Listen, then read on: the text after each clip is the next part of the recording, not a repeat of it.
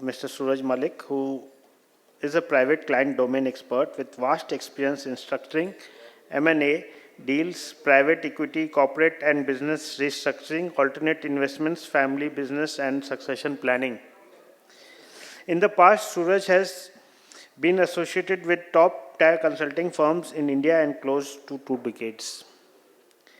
He has successfully spearheaded multiple M&A and private equity transactions across sectors involving family-owned businesses and several Fortune 500 companies and companies listed on Indian stock exchanges. He has also advised many startups, entrepreneurs, business owners, HNIs on strategic finance and structuring matters. So without further ado, I would like to call Mr. Suraj Malik on stage.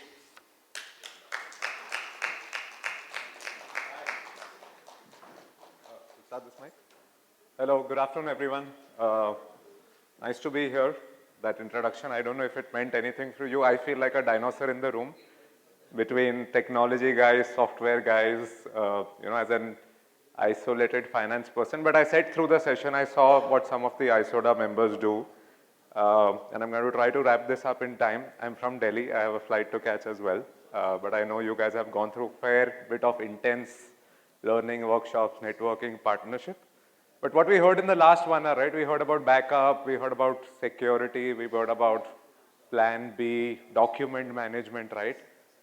Most of us are happy to do it for clients. I do it for clients, but when we commit for ourselves, it never feels important, right? Procrastinate, delay, do it tomorrow, right? Is the typical attitude everyone has, and more for family-owned businesses because you end to be very much owner-heavy involvement in the business. We saw someone work 20 years in a business and now mention that he's relieving Mr. Verma out of responsibilities. Not everyone is able to get there, and I'm going to talk about some of the constraints and some of the issues which people encounter in doing this in family-owned business in my experience.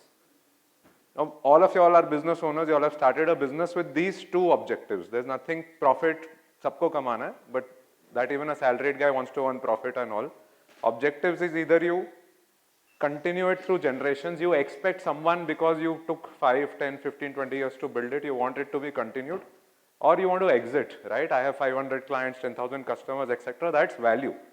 So what you build, you either will get your hard work will pay only with these two things.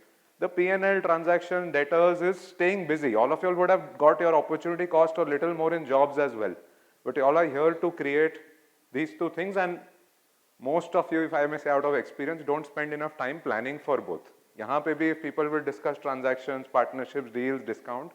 Very few people will discuss balance sheet, assets, distribution, rights of other members in the family, etc. Right? So that is what deserves attention. You would have heard many people talk about family businesses don't survive beyond second generation, third generation anyways makes it all messy.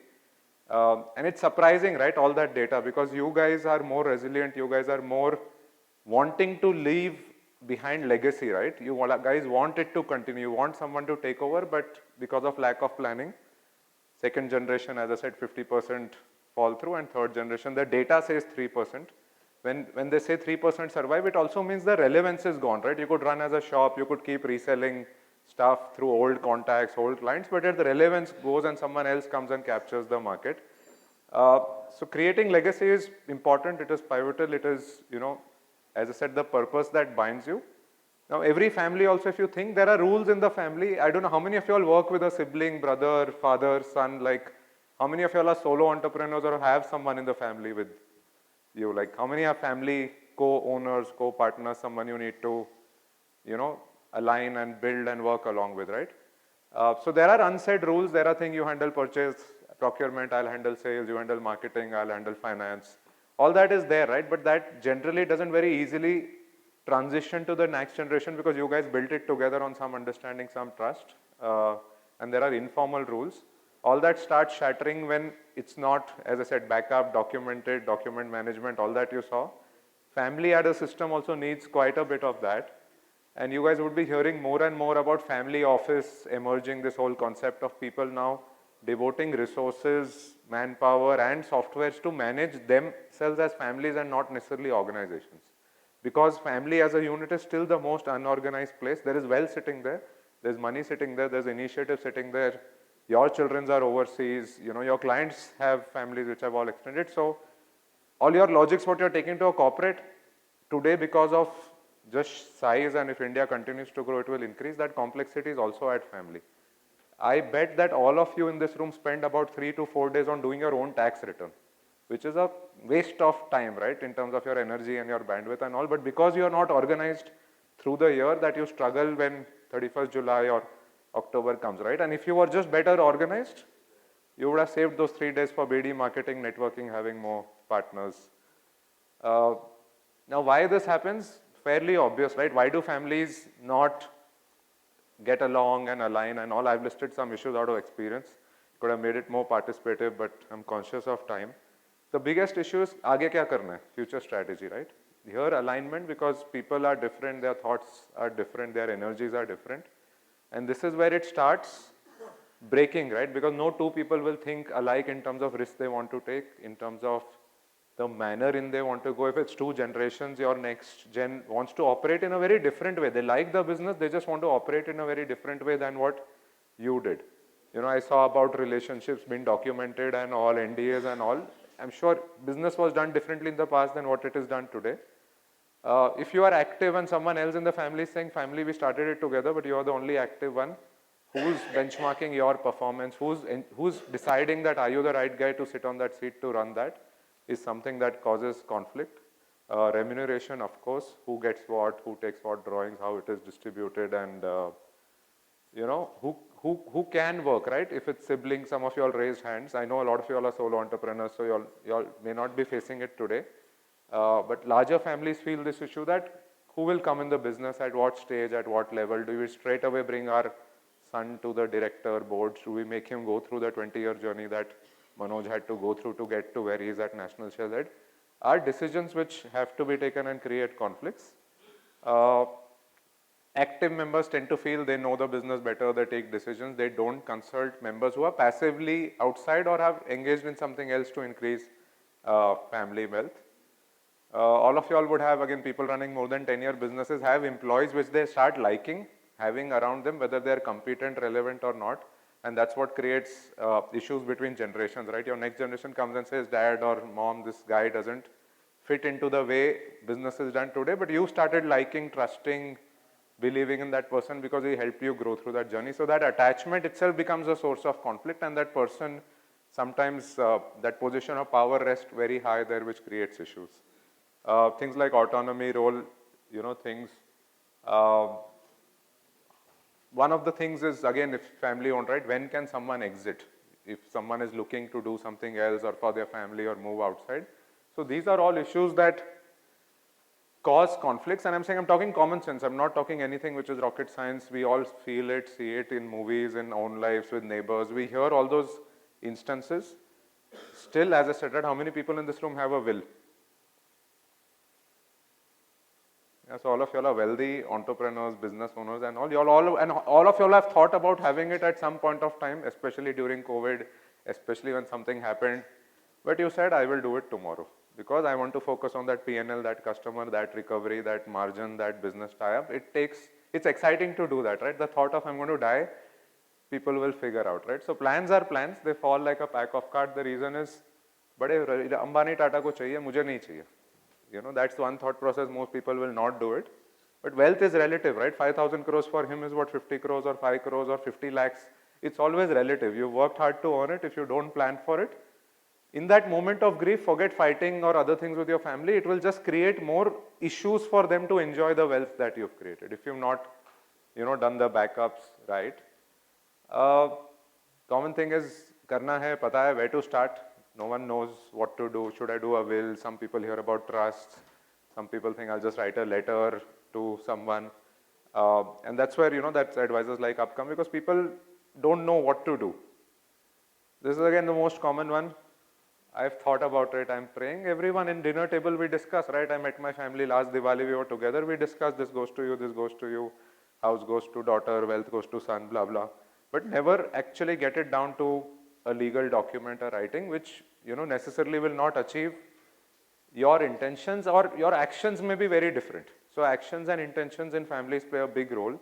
But people just feel I'm indicating my thoughts, the children or my brother or other people will naturally pick it up.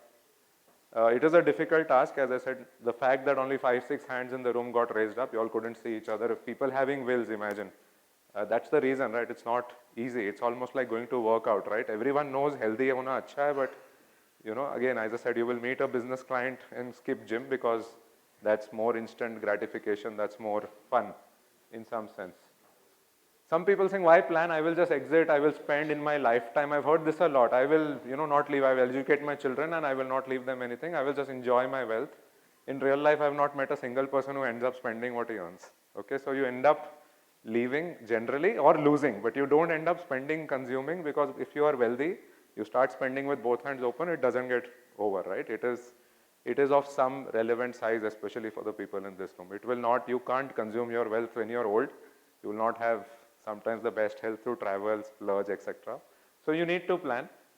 Who do you plan with is a limitation often. And as I said, right, most common is, aaj Suraj Malik bol ke gaya, important feeling really, I'm already getting thoughts, I should be doing it, but kal karte hain, weekend hai, 15th August holiday hai, Diwali hai, birthday pe karunga, it will keep happening and it's there. How many in this room have done partial work? I said some bills, right? Partial, kuch kiya hai, kuch socha hua hai, but fir wo thande bakse mein, pile of papers mein it has got somewhere, or your CA has not reverted, or you have to talk to someone which you have, right? How many of these partial cases are there, right? Quite a few, right? And if you want to share experience, right, what held you back? Why did it stop midway when you started it? There was no clarity in between all those are things will be happening. Yeah. So you would like to? Priorities change, right? Someone back there also partially? Same? Yeah. So nomination, people feel bank mein kar diya. So nomination, except for insurance, is only a custody right. Legally, if you nominate me also, the bank is saving itself. We don't want to get entrapped in litigation. They will give me the money. Your successors will have to go and say that we are successors. I am only the fiduciary custodian. Only in insurance, nomination is a right. So who is your nominee insurance? That becomes wealth or direct ownership. Everywhere, nomination, lockers, share securities, banks, other things in some homes, also corporate societies, you're able to nominate, but that's not a legal right of that person. People feel at least it will save some administrative thing, but if there is, let's say, 2 children also in a family, the one who's not nominated can go and claim without a will that I have equal share. Today's India law is daughters have equal share, spouses have equal share. So if any of you all, I see very less diversity in ISODA for some reason, but if all the gentlemen here go without a will, your wife and your children will have equal shares. That is the law for most Hindu families, and there are exceptions for Muslim Christians, but that is the law. Even if your daughter is married, her share is equal with her mother and the son or her brother. That is, and if you want to achieve anything differently, you have to plan. And since COVID, right, people used to plan in their old age. Now the joke is life is so uncertain that you start planning fairly early because you don't know, right, where you come under a bus or how many more pandemics we would have. So why do this? As I said, it's your wish, it's your wealth. And the only way to achieve your wish is pen and down and writing. Very simple wills, etc. Don't need any registration, don't need a document, don't need a lawyer. It's a simple expression of intent clearly, and your wealth will go to your beneficiaries. I'll talk about trust in a bit in the next slide, but if you are someone, if your business, you have to give, yeah. So why? Because you just mentioned Yeah. that. So legally it is not. If you're leaving behind children or siblings who are already fighting, the party who feels aggrieved, let's say you leave one son 80% of wealth in the other 12, it is natural that 20% guy will find ways to frustrate it. So challenge in India, I can challenge ownership of the softwares you distribute, saying you are not exclusive. This is India. Having a written will made properly will not cause issues generally. The challenge will fail. So people tend to challenge to get something out of that frustration they will give to the other person. No, my question was registered. But legal, Mutations and all require a registered will. no, No. The law in India is clear. Will is a plain paper, no stamp duty, no registration. The problem with registration, I'll tell you, and in spite of being an advisor, I make more money when people register because there is an administrative step, is every time you change it, you have to register the change. So as you go older, going and standing in that place, getting your photo clicked, witness is not the happiest moment. And as I said, the law doesn't require it. It's a plain paper, made in good health, certified by 2 witnesses. That's all it needs. Sorry, two, yeah, please. Yeah.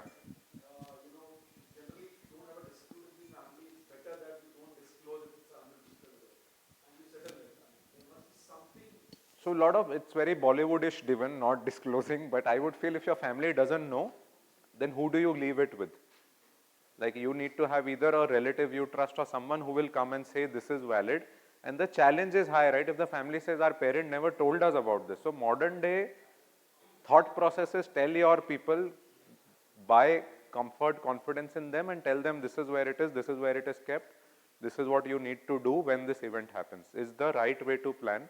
Keeping it with a lawyer, keeping it with someone who's not, what if that person is not around before you, right? Are a little old school thoughts from how people plan today or how larger families do today. Yes, sir. I understand as per Indian laws, plain paper with 2 witnesses Yeah. is fine. Recently I came across, I was told that you need to also attach a mental health certificate from a certified doctor. Is this true? So required if you have history of No, I mental don't have any illness, history, health, but I was. yeah. So again, same, to reduce the challenge, again with age, if some people are prone to being a little eccentric, it is better to say when you, the moment you're writing the will, the doctor say the person is in good health and sound mind. So the challenge to say my dad was influenced or someone coerced and all will not be there with that doctor certificate. The challenge in will get just knocked off and not be in 20 years in court. Sorry sir, you were asking something. Yes, yes.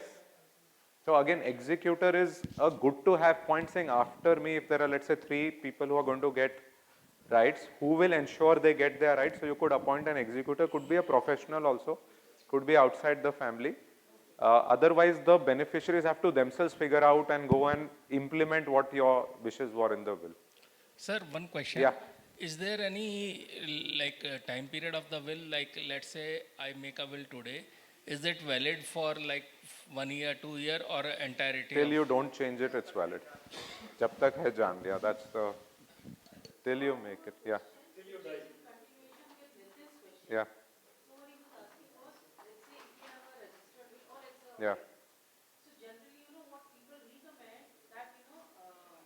It's better you don't go and show the will and get the settlement done without the will. So is there a complication with courts or whatever legal things if you have the will?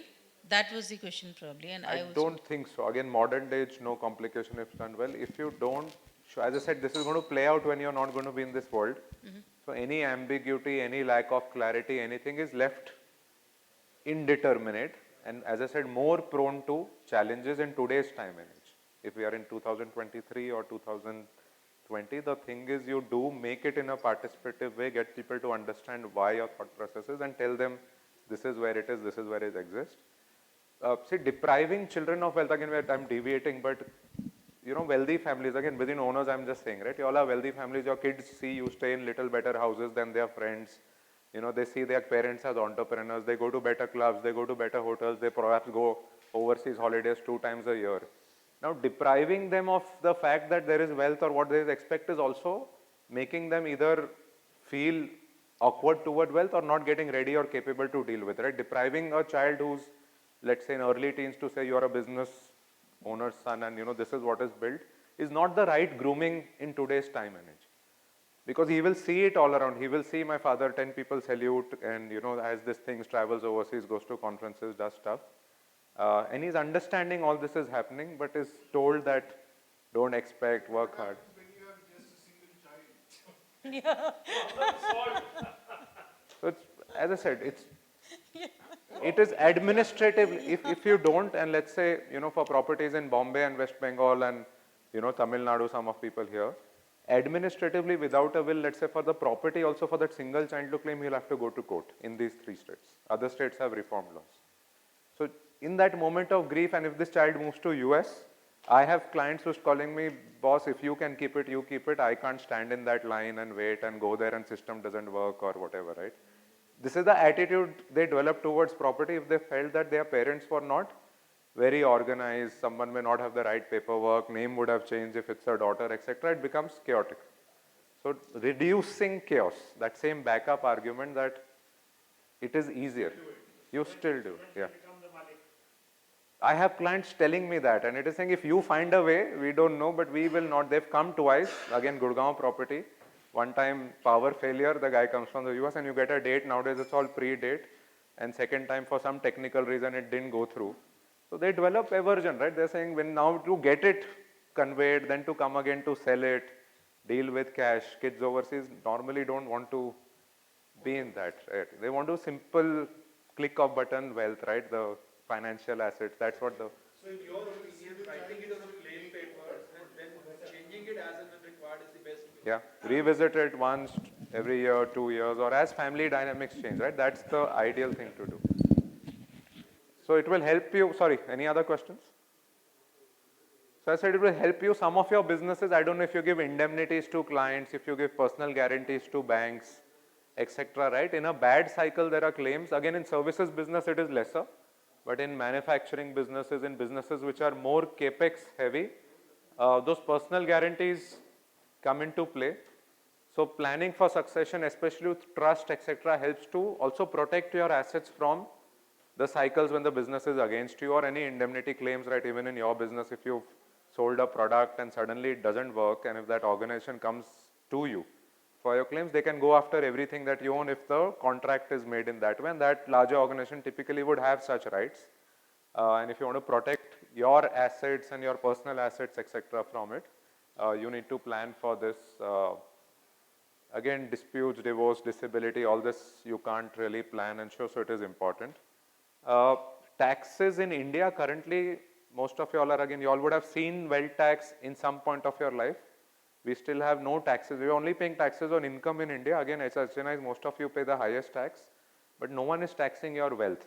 You keep adding wealth. Currently, there's no tax. There used to be one. And pre-1985, there used to be a tax on inheritance, which means after you go, there was a tax on your successors just getting property with some, at those days, there was a threshold. Every developed country today has an inheritance tax. They say income inequality will reduce only when we tax the rich. When they go away, we will take a part of their wealth to taxes to say inheritance. And every developed country, it is said that this tax, there is a common thing, UK, US have it for years now, and it is said this tax is paid by idiots. Because you know there is a tax when you're going to die, and if you didn't plan it in your lifetime, then you are an idiot, right? That is how they say, right? Inheritance and estate tax for idiots. Now, India, we will have to stop calling ourselves developing at some stage, or we have to recognize income inequalities are growing only, right? The rich in this country are getting richer, the poor are getting poorer. Our politicians and economists will support theories to bring back taxes on wealth or on inheritance. It is around the corner when they do it. So today is the time, as I said, optimized taxes is to plan that today you can move your assets into structures or into ownership, and large families have done it. If we say Ambani, Birla, Tata have already done it, right? So in the orbit where they see the world from, today if you go and see, their wealth sits in things like trusts and, you know, other protected avenues and not as individuals. That is where the world is heading to. So, as I said, right, you said it is a journey, it is not a one-time process, but you have to start somewhere. Maybe not as a kid, but as I said, early stage when you start experiencing wealth, when you start seeing a balance sheet getting bigger, you know, P&L getting bigger is a different thing. That is important. Now, this slide confuses a lot of people where I put a lot of reds against the will. Okay, abhi tak I was talking will, and now I'm comparing and saying reds. The reason is not that will is bad. The reason is trust can achieve a lot more when it comes to things like governance, when it comes to things like flexibility. And the biggest it is, you are seeing it play in your lifetime, because in a trust, your assets will move from your name. It is like an HUF. Some of you all might have HUFs. So it is not your balance sheet, it is separate. But in HUF, you can't write a governance code because it is governed by Hindu law.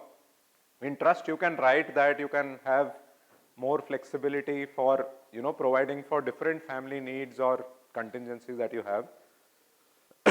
Excuse me. And this asset protection bit that I was telling you, which is if your assets are not in your name and they sit in a separate PAN, separate balance sheet, separate file, then the claims, whether it is indemnity or lenders or customers coming after you, that will stop at what you have. It will not go to your family assets, personal assets, etc. So the wealth that you're creating, or if you're taking salary also and reinvesting in house, financial assets, properties, etc., it is meaningful to at least consider having trust, in families where the wealth side starts increasing. And that probate process is the last one, because if you've created wealth in a trust, in your lifetime it is there. You being in this planet or not is not changing it, because in the trust it continues to remain, right? People may come and go, but the asset continues to be in the trust. It's not very easily attachable or transferable, etc. So I've talked about ownership as succession, but as business owners, and all of you all are, again the same example, right? It is not just about ownership in business. You need to think about authority. So leadership and management, this need not be your children. Again, this is a industry of technical people, technical strength. You can split the thing that my ownership will go to family, but leadership, management, I can bring professionals, I can define how that succession would work. And of values, right? A lot of you all boast about having relations. Even this connects of the products that you're distributing, right, is an asset that you have. And you have to transition that relationship of the product that you are reselling, or of the company that you have, or of the client that you're servicing, to someone in a structured, logical way. Otherwise, it will all get fizzled out here, because it's all here, right? It's nowhere else. And the succession for those are little different than for ownership. I had done a survey, and that's why I put this slide, that a lot of people of you all said that how do we get our next gen interested in the business? We are doing fine and all, but they are just not interested. Sorry. And these are just some of the things. I will not go through that. The slides will be there. But more important, as I said, is to just define that vision and values, right? What you are doing, what your vision is, why are you in this business? Why are you not in a job? Why are you not working back into someone else? And why are you creating your brand? What your customers mean to you? If that is co-created with them, their alignment to it is better. Otherwise, they will feel dad is going out, selling a product, getting margins, coming home, buying cars, living happy life. Then they don't relate to the business, that with what ethics and with what values are you conducting, and how you are differentiated with everyone else out there. So that piece is more important. Others are, as I said, good things for you to relate to. They're all self-explanatory, so I will not spend too much time on that. This is also a process, we can leave it. The second part, right, I'm coming straight to the second part. We discussed about succession, and I know all of you all have started to feel it is important. And I hope some of you all actually do go ahead and implement. It's just like the cyber security or the backup, right? It's not any rocket science. When Ashok ji and I spoke, the exit bit also came out, right? You all wanted to know about M&A valuation. Or where is the AI? When you came into the hotel, the first thing you saw, exit sign. If a security guy, not cyber security here, would have started the conference, he would have said, do dwar wahan hai, do yahan hai, that board, right? So anything you start has to have a exit. Okay, that is one kind of physical come financial security. If you're doing something without the exit goal or clarity, that where will this path end, is, as I said, then it is fuzzy logic. You will keep going round and round and round, not knowing what your destination is. Exit planning doesn't mean sell your business. It is just saying how do you overcome hurdles, right? So if your path is there and you're taking a path to exit, saying I want to monetize, I want to retire, I want to bring someone, I want to bring a professional, I want to combine I met someone at the conference, I want to do something. It is partial exit.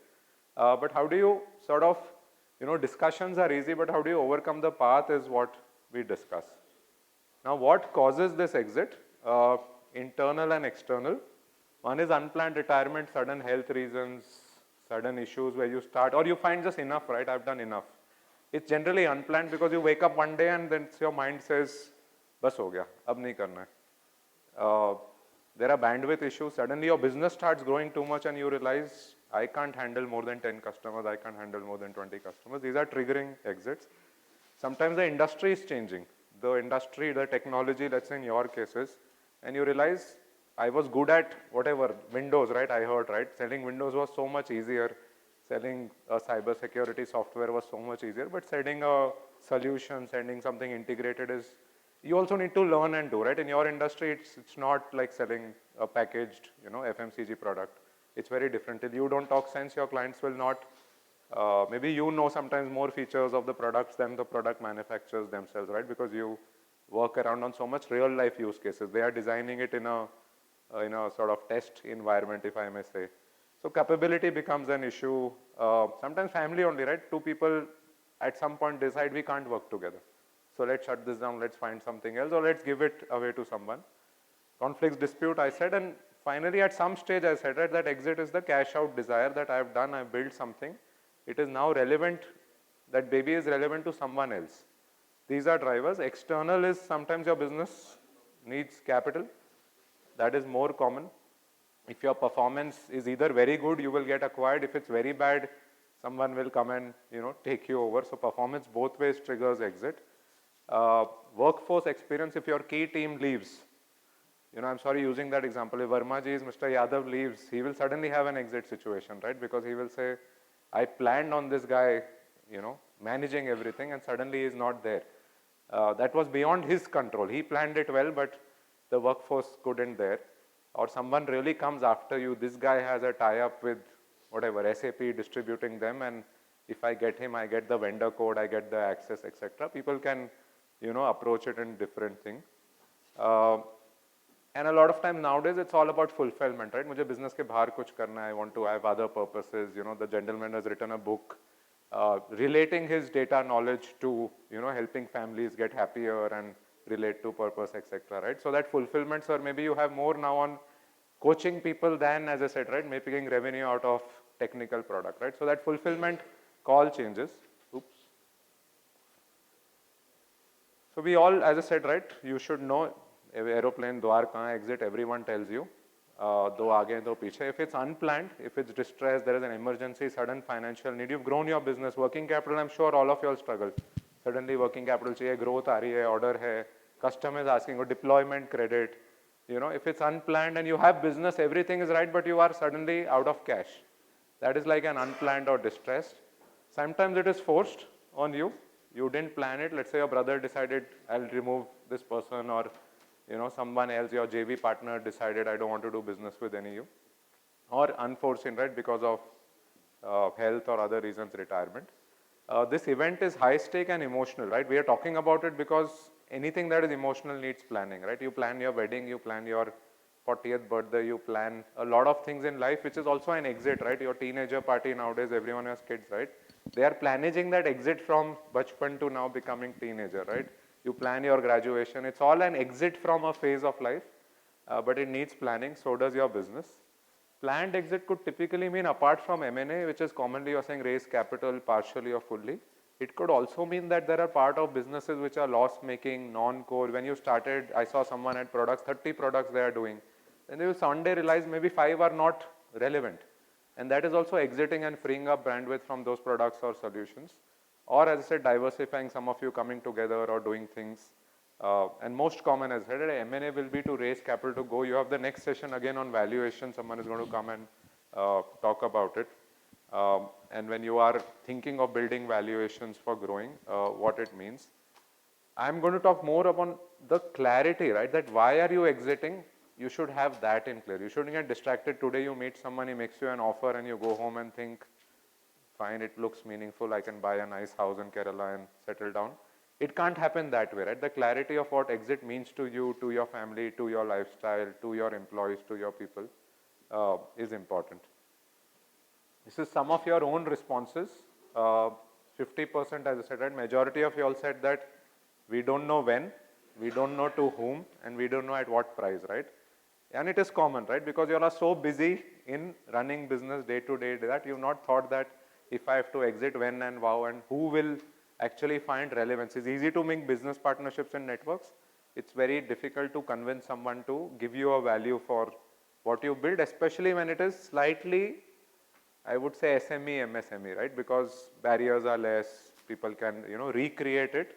And they always believe that people run it like what in North we call Lala business, which means the business will be full of tax planning issues, inefficiencies, etc. So it takes interest away. About 60% said that you've not assessed the value what you need, right? If you were to exit, how much money do you think you need exactly, right? And are you planning for that? More than 70% said that, right? The value perception, you feel I have a great business, I'm exclusive distributor of blah, blah, blah company. No one in India has it. Maybe that's my value and the market size is so much. But you haven't really thought that in reality whether someone will give you that valuation for what you have or what you've cracked or the relationship that you've got.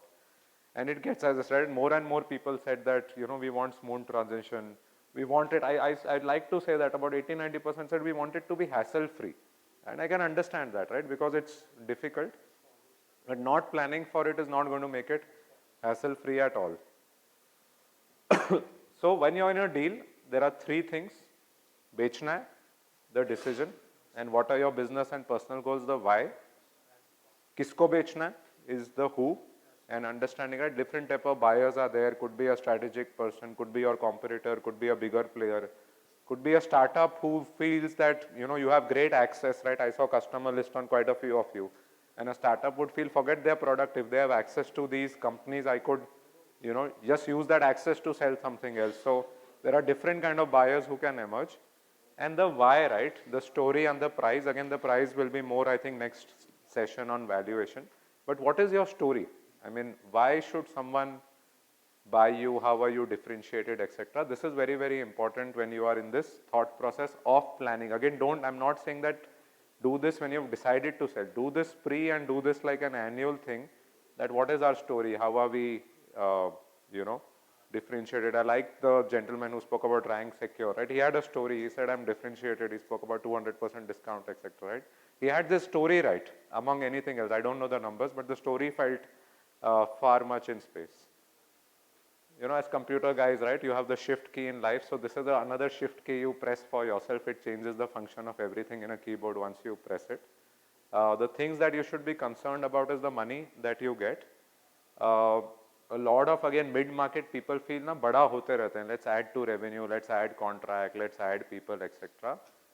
Growth and valuations are not related. Just because you have a bigger top line doesn't mean you are more valuable. You could be boutique, you could be niche, but if you are niche, if you are high margin, if you are, in that small pond also a big fish where your clients and your edge you have, sometimes will give you far greater value than just the top line or just having more headcount, in this industry in some sense. So, chasing value to say I just keep growing at lower margins or thinner margins or loss, which is fashionable in the startup world today, doesn't necessarily mean, it is value. And second, when someone is giving you value also, it is not equal. You have to compare what you're getting today versus someone saying, let's do a deal today, I'll pay you 3 years. He's effectively going to pay you out of your own business cash flows, etc. So what that means to you, and are you getting cash, are you getting stock, etc. The terms of that, a lot of people in family businesses want to be associated after selling also, because it's like a baby, right? You're saying, I'm giving it to someone else.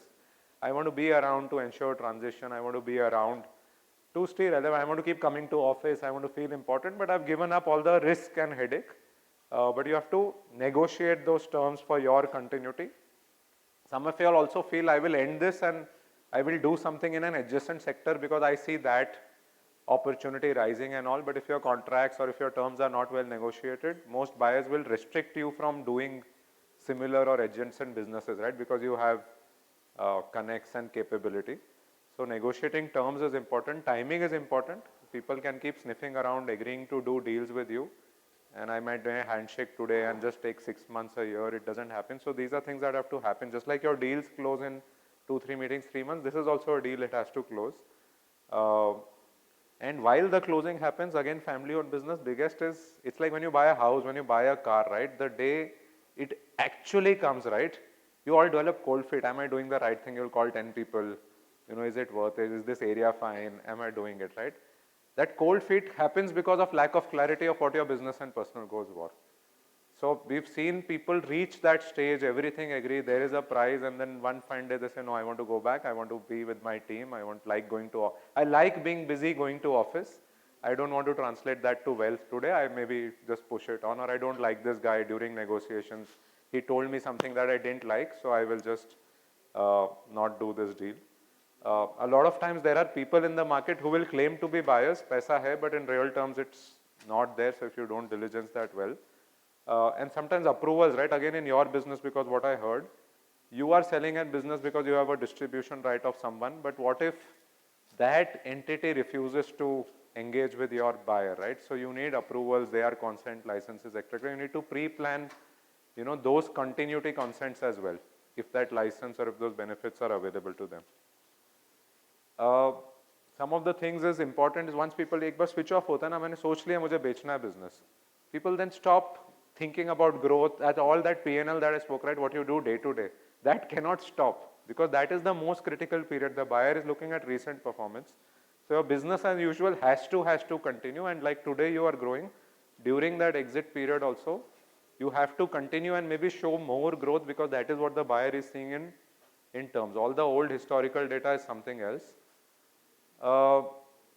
Everything gets delayed, especially taking over a business. There are issues, so expect lots and lots of delay. A typical 10 crore M&A deal takes between 6 to 12 months. Someone who says, I know the buyer, he'll buy your business, is not sitting with a blank check there. He will have his own process, people, integration issues. Someone like you coming and looking at data, cyber security, your own backups, etc. And it will take time. Without advisors, I said, you can't buy a house without a broker. You can't get married without a, what we call in North Bicholia. You need a person in the middle because as principals to principals, deals don't happen. Anything of size you see, without a car salesman, you can't buy a car. It is as simple as that, no matter how much you like it. There has to be that person who will keep the people interested, solve for them, do that sensitive communication at times, and happen the deals through. Without that, to save few pennies, to say I will not engage an advisor, I will go it myself, things don't work. Your own data challenges, people, if I ask people, right, do you know your 3-year trends on customers, who's your top 5 customers, what are their margins, people are not very well prepared for it because you don't look at business that way. You're looking at it from a cash to cash basis, that this year my bank balance was here, I got here, my monthly cost is this much, my incremental cash is here. It ignores that. Quite a lot of times someone will tell you, usko ye deal mil gaya, he got this, that buyer gave him that, right? It is all hearsay. Even in the news, when you read about deals, the top line numbers and the real numbers, it's very different. So don't get carried away by someone getting a deal or not getting a deal. Your facts are always going to be different from someone else. No two businesses are ever alike. And people get like, you know, just because your competitor got or did not get a value, doesn't mean that you will get the same or better or worse. It's your business will be judged very independently. And sometimes the team becomes very anxious if you don't plan that. Imagine if your team leaves saying that Lala ji जा रहे हैं, मैंने तो इनको जाना था, मैं इनको समझता हूँ, मुझे इनके साथ अच्छा लगता है, मेरा ध्यान रखते हैं. You know, he knows me well. I can't work with the next guy, seems aggressive, will want more growth. I am not capable of that. If that team moves, your valuation is going away. So you have to keep them very interested. And the last one is the temperament, right? Again, as IT guys, maybe you guys, service orientation guys have better temperament because you handle clients day in and day out. Business guys who are in manufacturing, right, to go and sit in a shop where there is a machine, you know, producing and selling and dispatching, they struggle with this temperament because उन्होंने किसी को, they don't have those clients who keep poking them everything, right? Unlike in the services industries where we know that a client, you know, हम सबका गर्दन थोड़ा सा झुका होता है in a consulting industry, in a client. Even an assistant manager in your industry, as a client, you will become little, you know, you have that natural thing. In the deal situation, it is that ladke wale, the buyer is always the ladke wala, the buyer will have, you know, weight to be thrown around. And if you lose your temper, ki mujhe aisa kaise bol diya, it will not work at all, right? You have to have that temperament to deal with that thing. Different type of buyers, I'm not going to cover this because a lot of this is there, but you should know what your buyer is looking, right? People just feel that मैं expect कर रहा हूँ. He also wants to earn, right? He's paying you money to earn. So you have to demonstrate to him not that the business is fully valued today. And if the business is fully valued today, someone is paying you full price, how will he earn? So there has to be something on the table that is left for him. The buyer is looking transparency and disclosure, openness from not just you, your business leaders, your data, your books, your affairs, right? You will have to give it to it. The buyer will look at scalability. You've got it from, let's say, 0 to 1 or 1 to 10, that journey. The buyer is saying, is there scope for that 10 to become 100? And things like housekeeping and own, right? If you might have a great business, great clients, but if your internal affairs are messy, buyers will find or just start imagining of skeleton in the closet, just start imagining of potential liabilities, etc. You don't pay whatever overtime, or you don't have ESG compliance, or you don't have PF properly paid, or you pay incentives in cash to your distributors, to your business partners.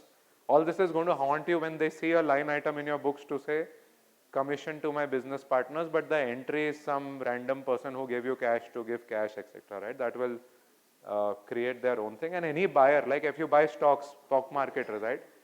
Every day trading happens in stock market. Someone is saying value, I'm selling, someone is buying. So the buyer is also buying for eventual exit.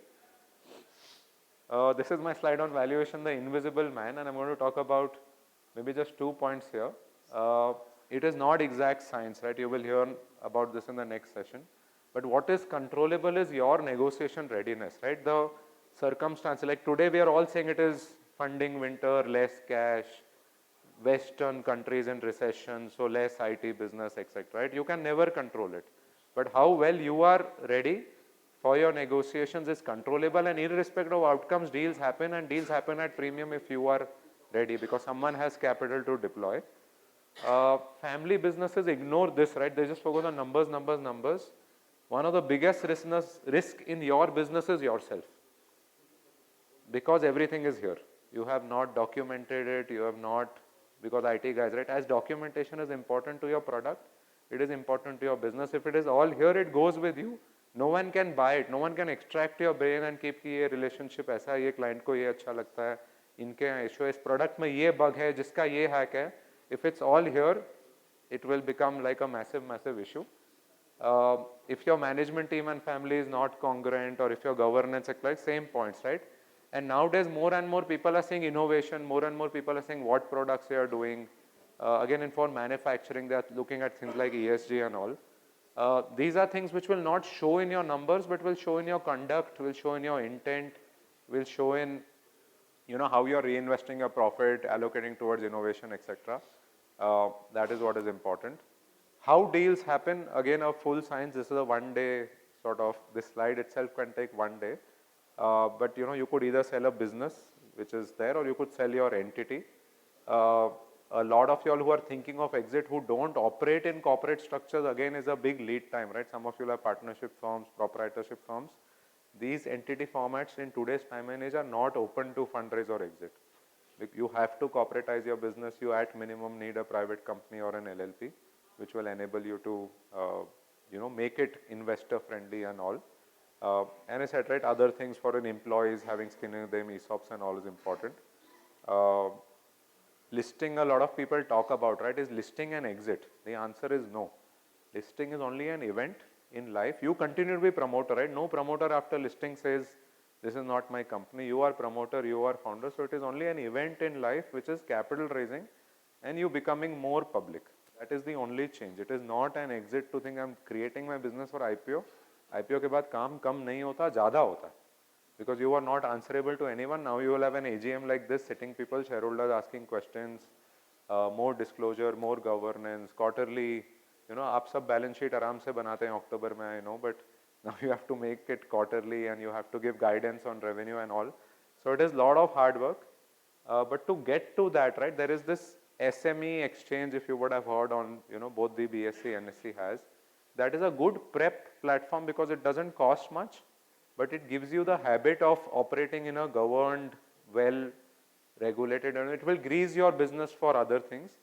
And just for comparative, in our country, again, that exchange was prone to various issues of lack of liquidity. Investors is getting better. In a country like China, most mid-market businesses go and list on the SME exchange, and that gives comfort. It helps to attract retail guys also, not just private investors, to say the numbers are coming every quarter, there is compliance, there is disclosure, there are good auditors, etc. Last 2 slides, I hope I'm in time. So what you should not do, as I said, lack of clarity, business or personal goals, if they are not aligned, you cannot exit because you will be confused here. and only a psychiatrist can solve it. No advisor, no financial advisor can. Sometimes crisis, right? One big client go away. I've heard people saying, I want to exit, or this business is tough. You know, it's a crisis. That's not how things work. If one big client could be swinging your bandwidth for 5 new clients you could add. Others, when you are at your peak, Yeah. Yeah. get out. Yeah. Which will look at. Exactly. Like Dhoni. Yeah. It cannot be thrown out. Yeah. Now the Feeling should be that you are not throwing yourself out. yeah. You have to be relevant, be around, right? So Indian cricket team or in sports, now the theme is you be around. Earlier the captain felt highest position. Now I go out. I retire as captain. Now the captain becomes a line player because he's grooming the next captain. Is across in sports and other industries, even in corporates. You know, when they elect a chairman through a more democratic process, the person earlier used to leave. That was if I was Nestle chairman, the day I have 5 years to retirement. But if I made it chairman 50, at 55 I used to leave the company. Now the trend is continue, groom the next guy for the remaining 5 years, become a normal line, you know, person. So that is important. Choice of advisors, again, there are several there. Like any other product, different people are there. You need to choose that carefully. Not involving your core team will do a lot of, you know, duk your people will wonder. Some people are coming, looking at data. Boss is meeting this. I don't know. People get to know, right? Market is small. They'll check with your customers. They'll hire agencies to talk to your employees. But you have to employ. At least the core team should know that if this is the plan, they have to fully align to it. Presentation is a big issue with, again, mid-market companies because, again, it is all here. You're not able to tell your story well through an information memorandum. How does one document that? As you said, Yeah. a lot of things are here. So how does one document that? So easiest way is, as I start, you know, but when you're taking a decision, start recording basis of decision. When someone comes to you for a decision, convert that thing कि मेरे से पूछ के कर लिया, mail पे okay लिख दिया, right? Basis of decision gets recorded. Basis of every action in large corporates is generally recorded. And it is then built on consensus. So if it's also one person key man risk, if you groom your family or key people and all, suddenly everyone will know how the owner is thinking, what are the drivers, etc. That is how that change will happen. It is not overnight. It is not writing a manual for a product. It is not a manual. It is a conduct. It's like a code of conduct, code of practice that will make a business into an institution. But you need to start practicing it from somewhere that that okay on an email is not how the organization will operate.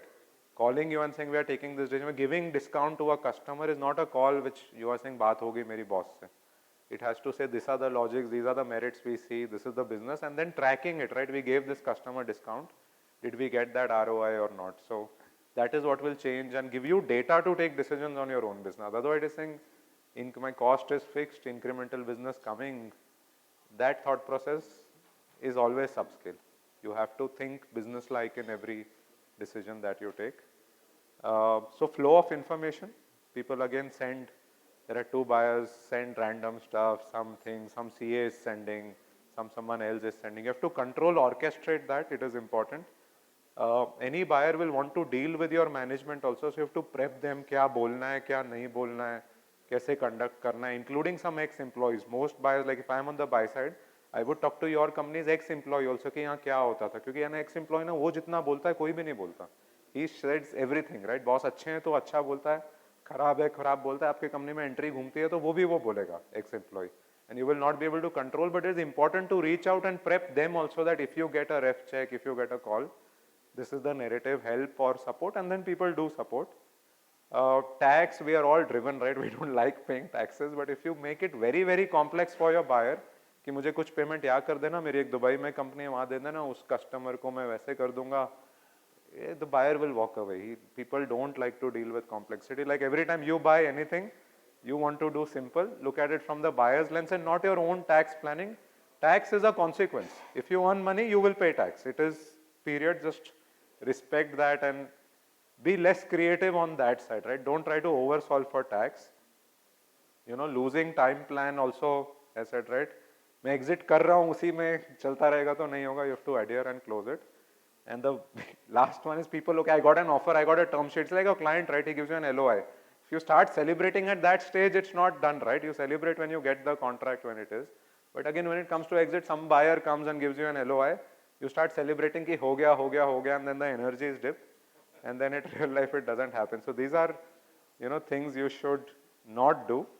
And the things that you should do is like, so I said, right, institutionalize your business, make it a business family, have your growth part. I think the valuation person will also talk about a slightly defendable but aggressive business plan. People are buying your future, not your past. So you should have that business plan articulation, which story that the future lies here. I saw some people talk about future and opportunities and the products that they're doing. That is what people buy. If you are selling MS 10, 11, sorry, I'm just saying, right? But if that is past, no one is going to, buy into that. It is like the old BPO telecalling. No one buys into that today. There was that period where people bought into telecalling, body shop organizations. It's finished now, right? There's no one willing to give a premium for that. So yeah, build some of these things. Anticipate questions. There will be more questions and more questions. Think that you yourself didn't think about your business, your buyer will. Because for him, he's a clean slate and he's getting into the unknown. My last slide, finally that exit door, whether you are doing succession or exit, right? Both you have to do at some stage of life. If you're not exiting, plan for succession. If you want to exit today, 2 years later, 5 years later, plan for exit. But both are not same. Succession is grooming, as said, for management, for ownership, planning that. Exit is preparing for exit. You can start today or push it to tomorrow or whatever, but it is never going to be too early. In all this process, you realize common sense, right? But communication, a lot of work that we do is just communication within family, communication with team, communication with buyer. It's all about communication and that cultural fitment, right? Your next gen, whether is culturally fit to handle or is your buyer culturally fit to you. It is an important thing you can't ignore. As I said, time is not in your control. So you should have that runway, what they talk about, or a plan that if I'm thinking exit today, maybe 2027 I might exit is a realistic thought for mid-market businesses.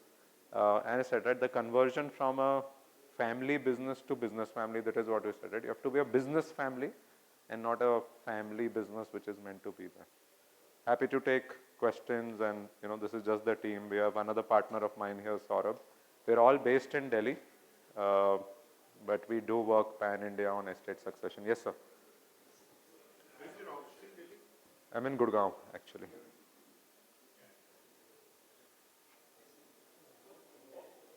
What is a better way of, is it a will versus a family partition? You didn't mention what a family partition is. Family partition is more when you are splitting.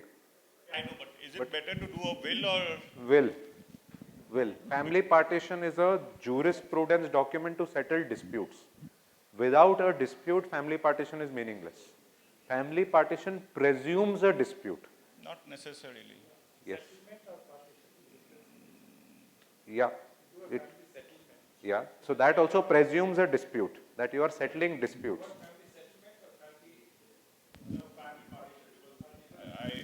I'll talk to you because we did one for. So when you're saying everything is fine in harmony, but you're only saying who gets what. Yeah. So on paper, the legal transfers happen in front of. Which is while you are alive. Yes. Yeah. So that is what we call restructuring. Maybe then so yeah, in your lifetime, solve whatever you can, and what you want to give, solve through a will. Family settlement is a document to settle disputes. Yeah. Yeah.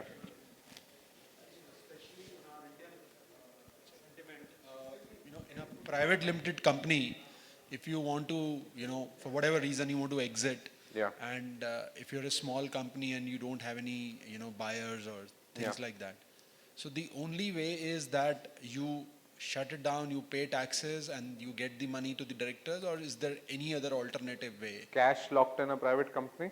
Of course. I mean, you see, most of the people sitting here would be having the private limited company. Some of them may be public or some of them may be proprietor. So proprietor, it's become easier, Yeah. But in a private limited organization, if at any certain stage of your age, when you decide... So when you stop, there is funds or cash sitting in Of course. assets. Yeah. So you're saying, how do we bring it to the family? Yes. I mean, if there are no buyer, like one thing is, okay, you find a buyer, you've talked a lot about, If there's no buyer, so as I said, the company is left with a irrelevant business, slowly winding down, and cash, right? Ultimately, there will be If the company is worth what it was in the past, there'll be some profit. Like today, what I know of is, let's say if you have 1 crore rupee as a Yeah. fixed deposit in the company, which Yeah. is your capital, which is there after you clear all your debtors, Yeah. creditors, your all taxation Yeah. liabilities. You simply pay the tax of Yeah. 33% or And 35, take it whatever out. is applicable, Yeah. and take out the money, Yeah, which is like highest slab of the tax Yeah. you pay. yeah. So, I mean, is that the only way, or is there are some other ways? So before ways, I would say is also that what does that wealth mean to you? Because if your business, if you want to just continue to invest, you don't want to like distribute it in family. One way is to make that entity your investing arm of the family, and you will put it in some financial products, you will put it something there, or you could do new asset creation there to save or procrastinate that tax, which is the better answer.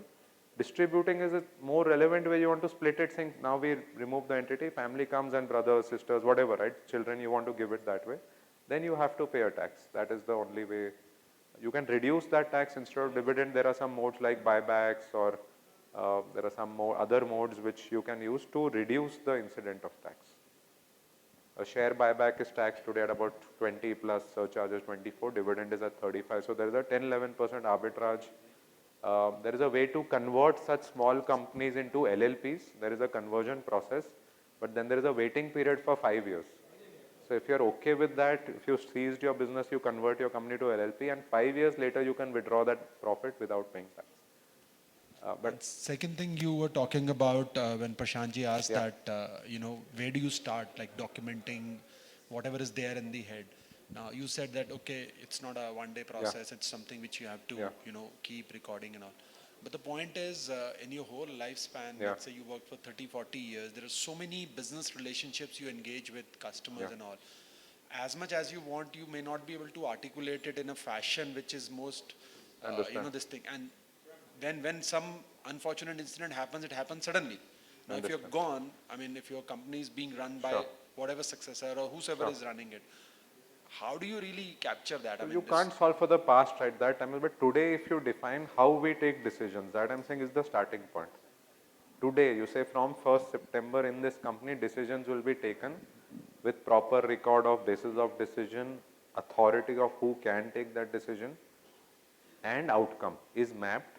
One. Second is things like KPIs, recorded, tracked. So the more you record and track things, the more that knowledge stays. You know why, what positions are taken, you know why some customers are important, you know why some business is important, and you know also some of those calls whether they worked right or not in hindsight if they were documented. Otherwise, out of memory, you will only remember either the very good parts or the very bad parts, right? But the business as usual parts, our minds don't capture well. So we call it governance. You catch it today and it will, let's say in 12 to 24 months, you will automatically see the beauty. It will just slow you down a little bit in the beginning because you're not used to it. You're used to, trigger happy promoters, right? Typically, I'm fast, I can take decisions. But if you just slow that process down, tell your team also to have proper documentation record and communicate within your family that as a family, this is how we'll take decisions. It will automatically emerge and it will help you to do the right things because that trigger happy mein hi galtiyan hoti hai. That if I know I can take a decision, I can sign a check, ye deal karte hain. Let's invest in this BD budget, let's go to US, spend 20 lakhs. But if someone says this is why we are going, this is what meeting, this is potential, this is what they are working with, is how you will gradually institutionalize. Thank you. Yeah. Prepare someone for Yeah. the Yes. way forward. Yes. Supposing there's someone who's wanting to plan an exit, Yeah. let's say 12 months or 18 months down the line, you guys help Yes. them prepare. It how needs to- that much time. It needs Yes. at least That 12 is months. what I thought. So we sit in review meetings, we define protocols. We work a lot with the team also, right? The owner is relatively the more mature and I said the smartest guy in the room. So the owner only needs to be restrained from doing some hyper things, but the team preparedness, the function preparedness, some positions have to be filled. We sort of project manage all of it. We are not business guys, right? I will not be able to run the business for you, but define the framework on Agreed. how you operate and And then help to find a potential buyer also. We don't underwrite that, but on best effort basis we Of help. course, Yeah. that's understandable. Yeah. Right. Thank you. Okay. Thank you so much. Yeah, thank you. I'd like to call Satya on stage to facilitate. Yeah, Mr. Saurav, Suraj, and can you call Saurav also? Saurabh, Yeah.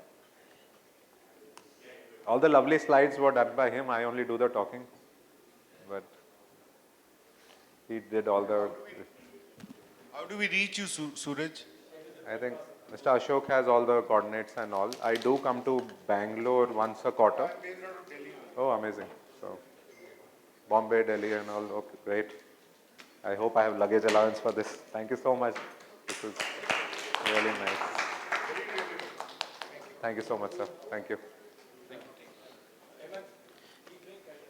We'll have a tea break. Okay, just couple of announcements. There are some people who were supposed to check out, have not checked out. We are getting follow-up calls from the rooms, from the hotel. So please, if just check out your name is here. I'm not announcing any names, but if you've given a thing that you're going to check out, please do check out because there's a follow-up, continuous follow-up happening.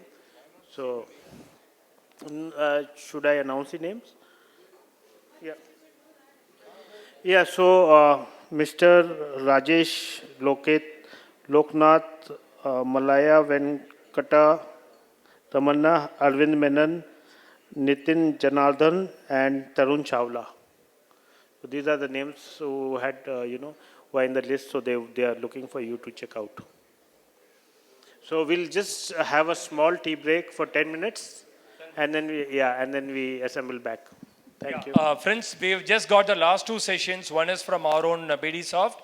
Then we have a wonderful speaker going to speak to us on a business valuation. We have got. So those are two sessions. Let's take a quick coffee break and come back in 10 minutes so that we can wind up early, right? Thank you. So one of the last sessions, and now that you guys are in the mood for exit after the last session, we'll bring out the investment bank. I spent about 5 minutes talking about Chesapeake itself and what we do. We are a mid-market investment bank, completely focused on technology, services, and software. We've been around since 1987. When we started, we were advising some of the early IT startups run by Indian Americans based out of the US. And in fact, we invested in a company which was quite small at that stage because they paid our fees in stock. It was a company called Mastech, and then it turned into iGate. So at least my partners made a lot of money when iGate went public. Again, we have a team in New York. We have a team in Bangalore. One of our directors sits out of Chennai. We are completely focused on cross-border M&A and capital raises. We've done $3 billion worth of transactions. Some of the companies, these are some of our clients that we've worked for. Now, the difference between Chesapeake and other investment banks is we do a lot of work both on the buy side and sell side, which means we work for buyers and sellers. These are some of the buyers that we've worked for in the past.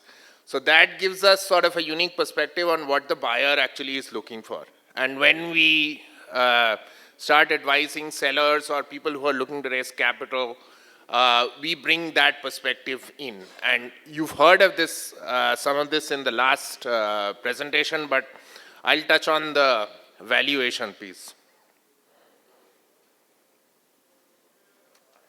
So there's a lot of big names here on this slide, but I'll give some context and we can dig deeper into the next slide. There are 5 basic criteria on how a company is valued. It's sort of a regression model between these 5, and each company has its own coefficient. That's the way we kind of look at it. A lot of the times when we are, advising buyers, investment banks on the other side who are advising sellers will come to us and say, hey, TCS is valued at X, Y, Z, or 20 times EBITDA, our company should all, no, TCS is a $30 billion company. There is a difference between valuing each kind of company, and I'll give examples here. So the reason TCS is valued at 20x and Zensar is valued at 14x, because Zensar is a $500 million company, TCS has close to $30 billion in revenue. Scale does matter. It matters when you are dealing with, in the mid-market space also, because as IT professionals, when you are implementing a solution, if the solution is implemented at scale, that gives better confidence to the buyer or the investor that you actually can implement that solution. So don't think of scale in terms of just revenue.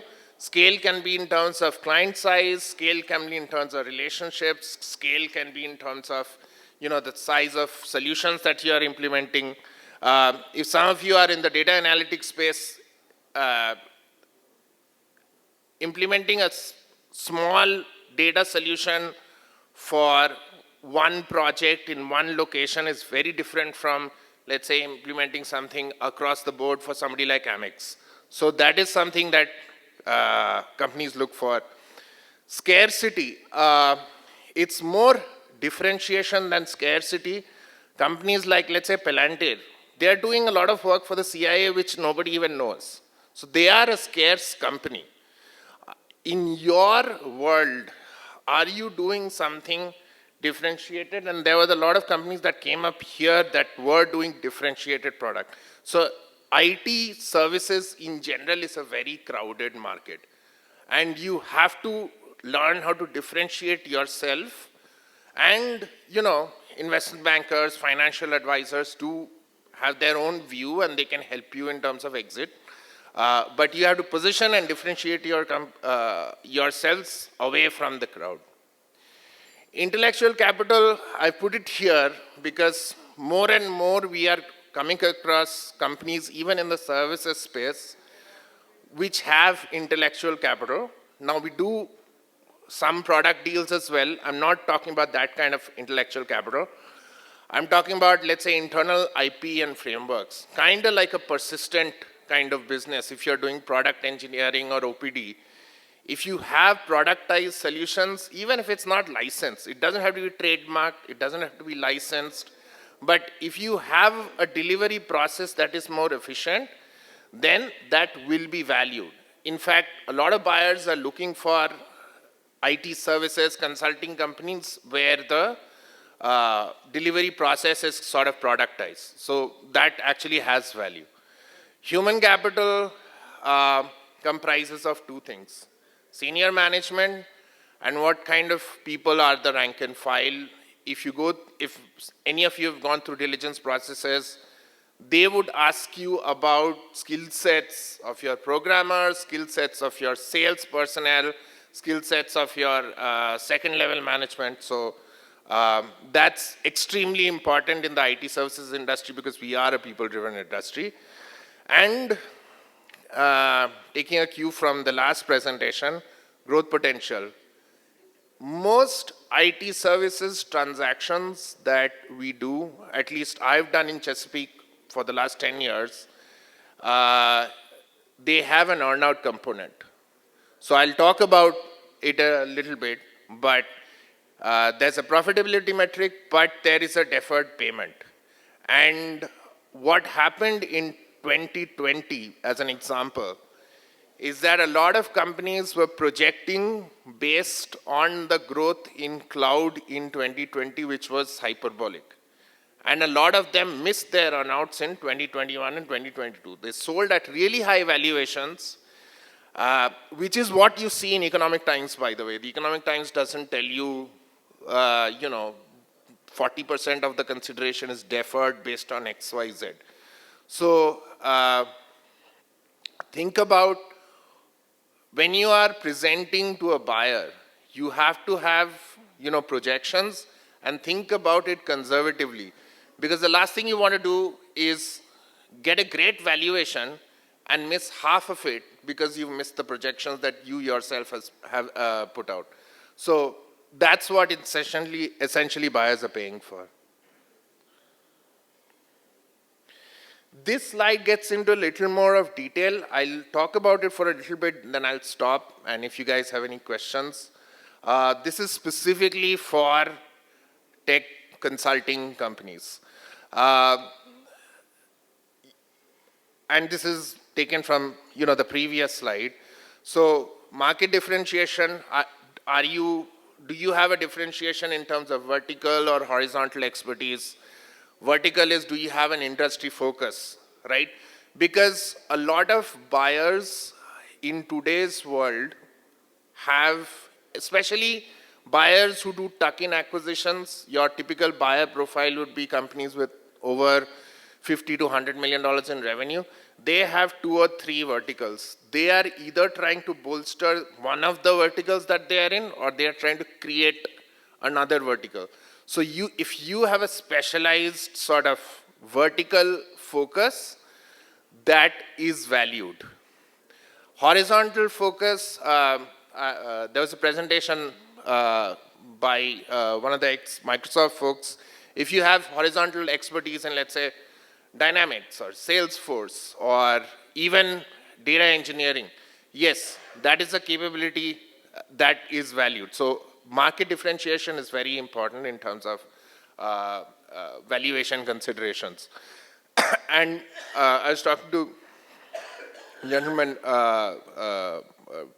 15 minutes earlier. You only need one buyer. You can't sell to multiple buyers.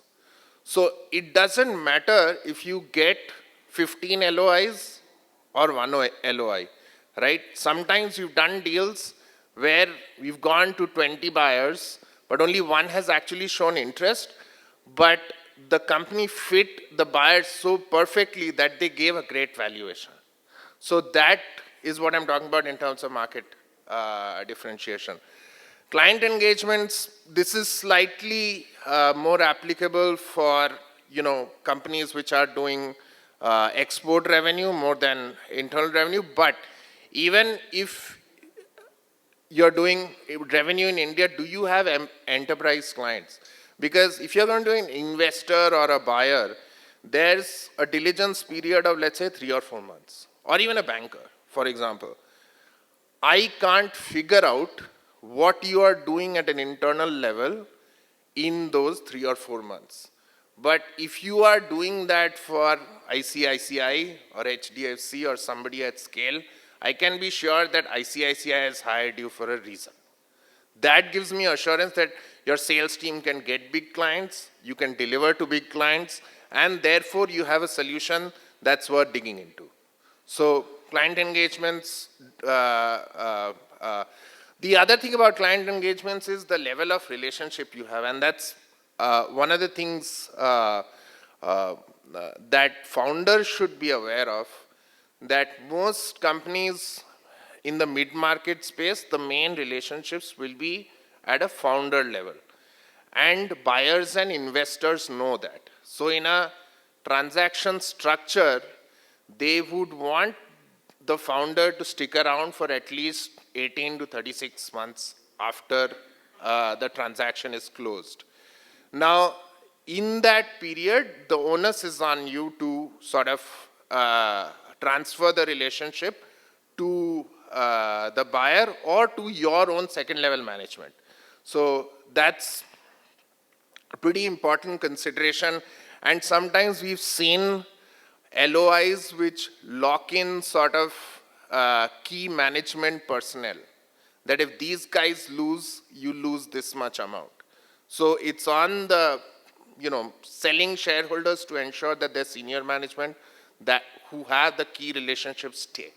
Because in a services transaction, we've had transactions where we were advising, I don't remember, maybe Zensar at that point of time, and they bought a company in the US. Toys R Us was a big customer. Toys R Us left after the founders left, and essentially that was all the revenue that was there in the. So it's a big loss for the buyer in terms of valuation.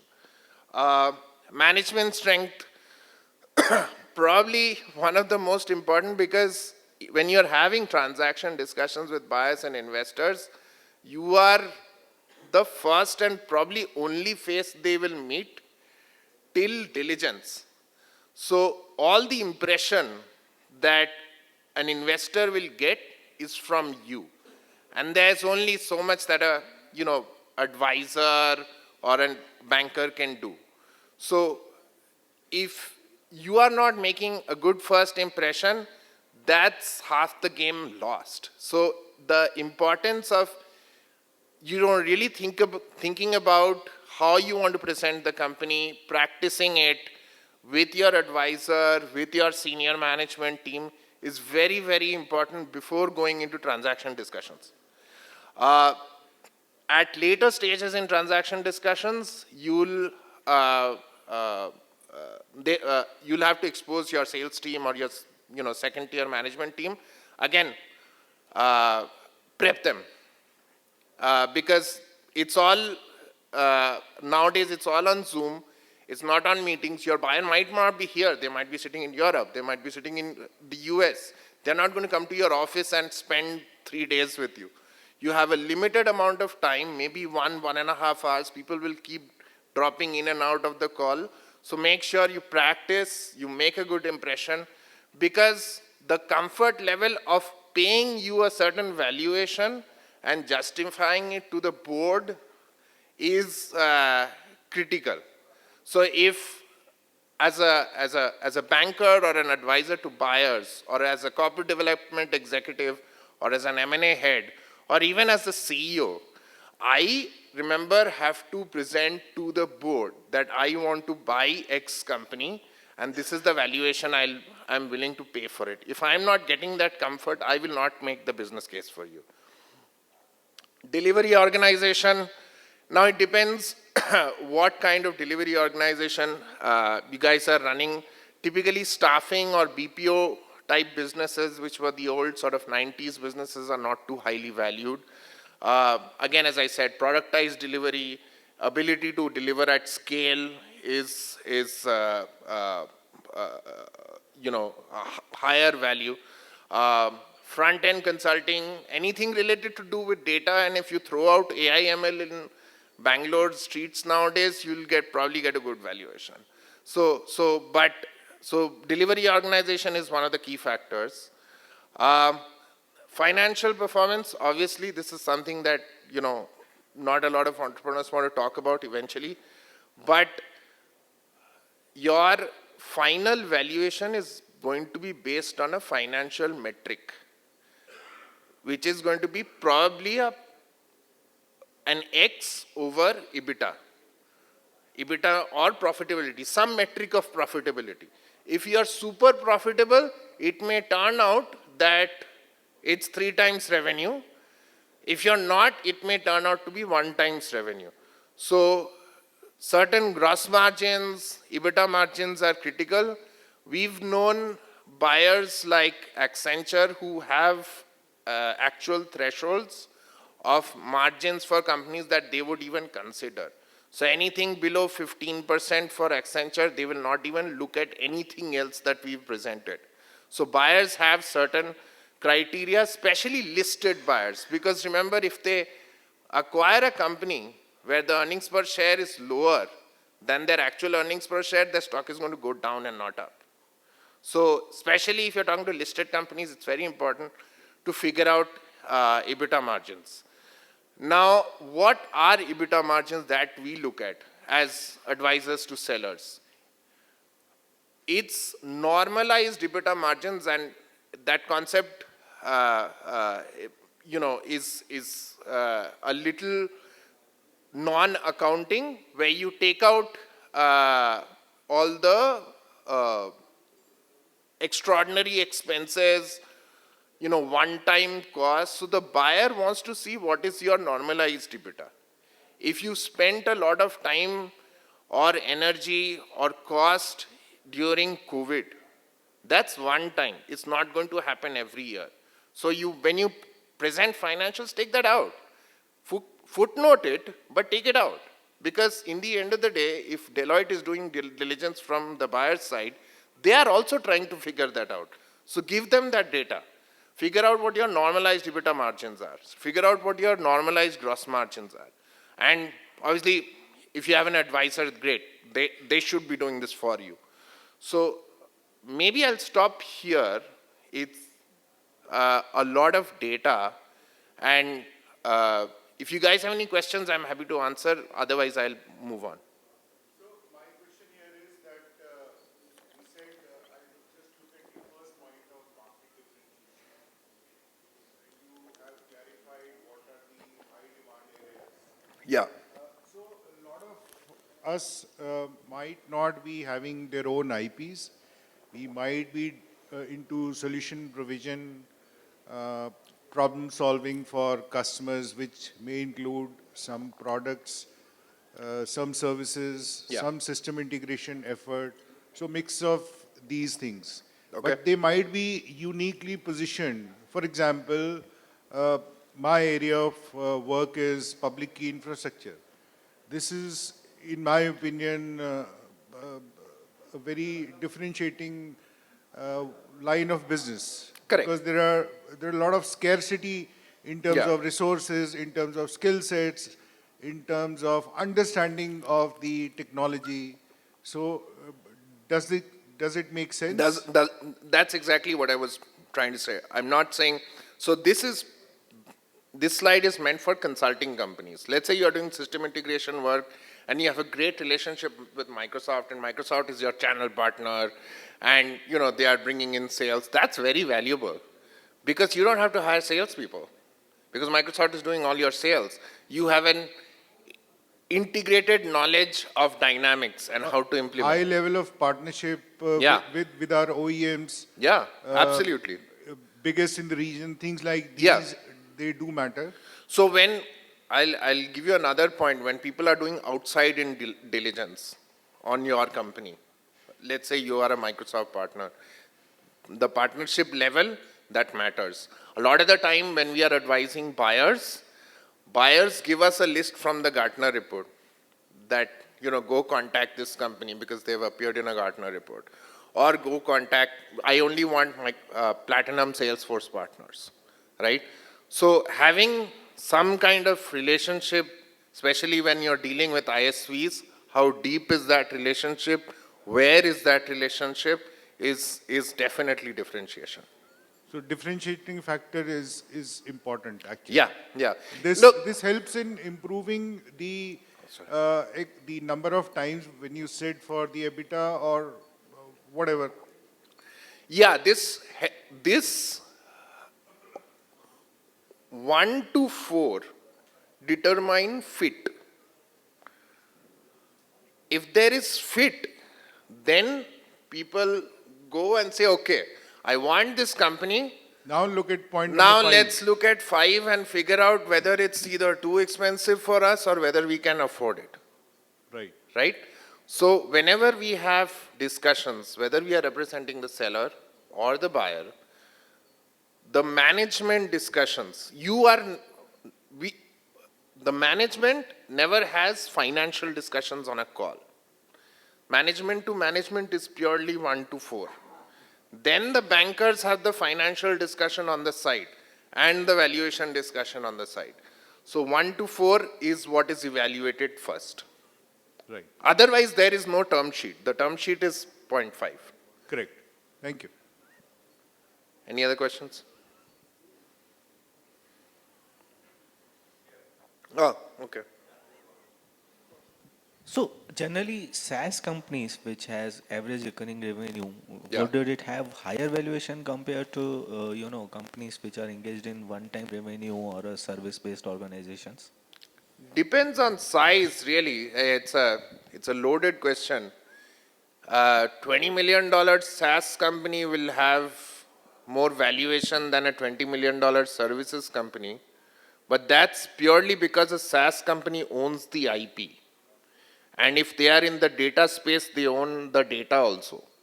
When services companies typically deliver, it's white label solutions, right? So when Mu Sigma is working for Walmart, whatever they develop for Walmart is Walmart's IP. And the data is Walmart's as well. So that's how services and software companies or SaaS companies are different. So you have to compare like for like in that case. And there is a IP value as well, because there in software companies, the IP is trademarked and copyrighted, right? So there, companies with even a few $100,000 or even $1 million in revenues can be valued at $25 million because it fits greatly into the product portfolio of a bigger ISV. Why do software deals typically happen in the lower space? I'm not talking about, Google buying Fitbit, for example. And especially in the SME space, it's to buy IP, right? Now, Akamai, which is a big global company, maybe doesn't have a specific endpoint solution that they want, right? As a result, it will lose out to Radware, probably a $50 million deal to their customer because it doesn't have that and Radware has that, right? So it will go out in the market and search for any company that has that kind of IP regardless of revenue. So that's how SaaS companies and software companies are valued. And it's very different from services companies. One more question related to it. Now, when you are talking about SaaS companies, there are two types of SaaS companies. Okay, one is independent SaaS, where they have developed their own IP and their own platform and itself. And then there are SaaS companies which are dependent on, say, for example, something made on Salesforce or something made on Dynamics platform. So Okay. when you are doing the valuation of both companies, okay, does it matter that this particular company is, since it is based only on Salesforce, their Yeah. solution can work only on Salesforce, so the valuation would be lower? Yeah, so that's a good question. We come across companies all the time, let's say, who are on App Exchange or have built on force.com, software business of their own. Is it as valued at Salesforce itself? No. Will it get value? Yes, right? Because a lot of, let's say, NLP software companies are building out of Google's translator itself. Do they have to build their own ASR engine? Probably not, right? But if there is industry-focused IP, let's say a company like Unifor, they cater to financial services. It's not like Unifor has built everything from scratch. They are using a lot of APIs from, maybe Google, maybe Salesforce, but they are a software company, and end of the day, they are selling as a SaaS business. Right? Yeah, that's definitely a SaaS company. But you have to account for that license fees that you are paying to Salesforce every time you sell at the end. You'll have to account for that in terms of valuation. Just last question related to that. Is it like buyers are looking for any particular size of the companies in terms of, say for example, if I'm a Salesforce partner or Dynamics partner and I build certain IPs on top of Dynamics platform, Yeah. where I sell globally. Yeah. Okay, and it is, since Dynamics is SaaS, my offering is also SaaS. Right. So is there a minimum threshold of, the revenue In the which SaaS companies look for? space, no, we've typically not seen. Look, in the end of the day, even most software companies that are being valued as unicorns have less than $10 million in revenue, right? So it's really, is your buyer looking for that piece of IP that you have built? And how much time is it going to take, and how much cost, opportunity cost also, they are going to incur to build the same IP that you've already have, right? Maybe they'll take 3 years to build it. By that time, they've lost out on a bunch of deals. So that's how things will be valued. I'm sorry, there was a second part of your question also. I was asking, there is a bare minimum value, you answered. Bare minimum value for software companies, no. It's in the mid-market space, it's mostly IP. Yeah, big Silicon Valley deals, it's in, billions, and the companies are also hundreds of millions. Typically in the services space, just taking from that question, yes, there is one, because if you are looking to get market value, you had to be over $7-8 million in top line. Otherwise, unfortunately, there are no buyers for the business because most IT companies, because it's been around since the early 80s, are at least $100 million in revenue. And they are executing projects which are large, right? They don't want to look at anything under 7-8 million because that becomes too subscale for them. Okay, I'll move on. How much time do I have? This is something that we've done for our clients in the past. This is just an example of the previous slide. So the company that we were representing was doing two things, UX and Salesforce.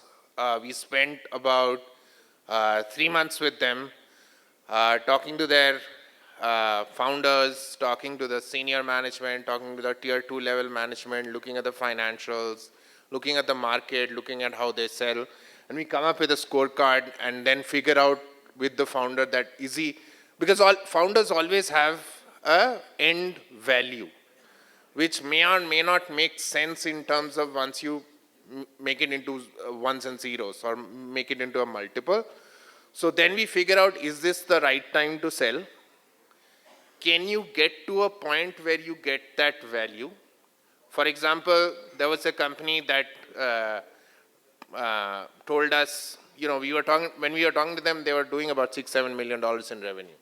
The founder said, we are 4 guys, we need $50 million to make any kind of return on our efforts, because that $50 million is going to be divided into 4 chunks. They were equal founders.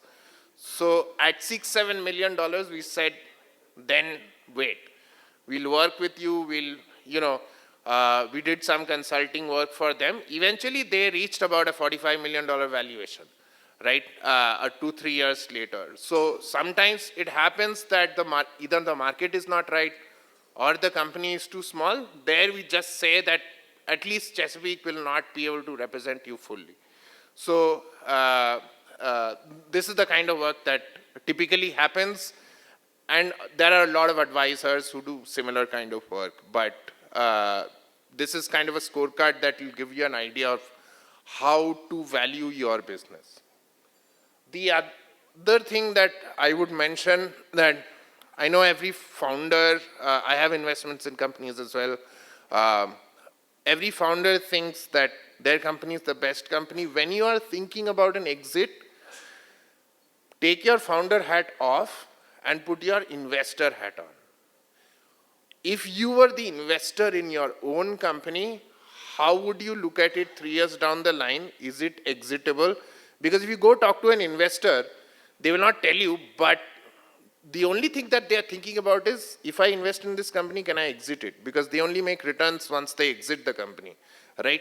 So if you are thinking of an exit, think about yourself as the investor in your own company and not the founder. Because then you'll start seeing a lot of, this is inefficient. Yesterday we had a call with a company in the US. They were paying $6,000 per month in bank fees in the US. And we pointed that out. The CFO never looked at it because it was too small in his P&L. But those are the kind of things you'll start to figure out once you start cleaning up your balance sheet, once you start looking at your P&L a little more critically, and once you start building a projection. Because if you go into M&A discussions without a projection, especially for consulting firms and IT services firms, it goes nowhere.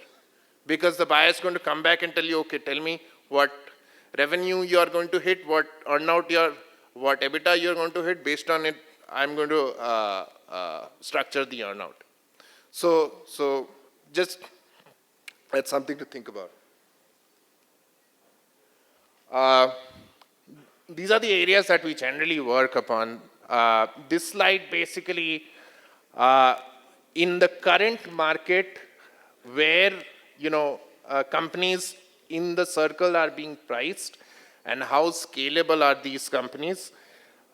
Strategic consulting, for example, would be something like a smaller McKinsey.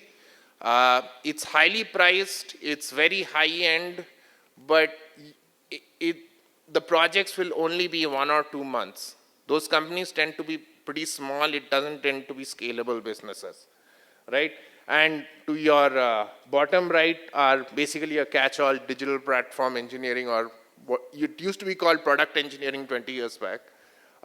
That's a catch-all for companies that deliver end-to-end solutions. So this is where we are seeing kind of margins and scalability in terms of businesses.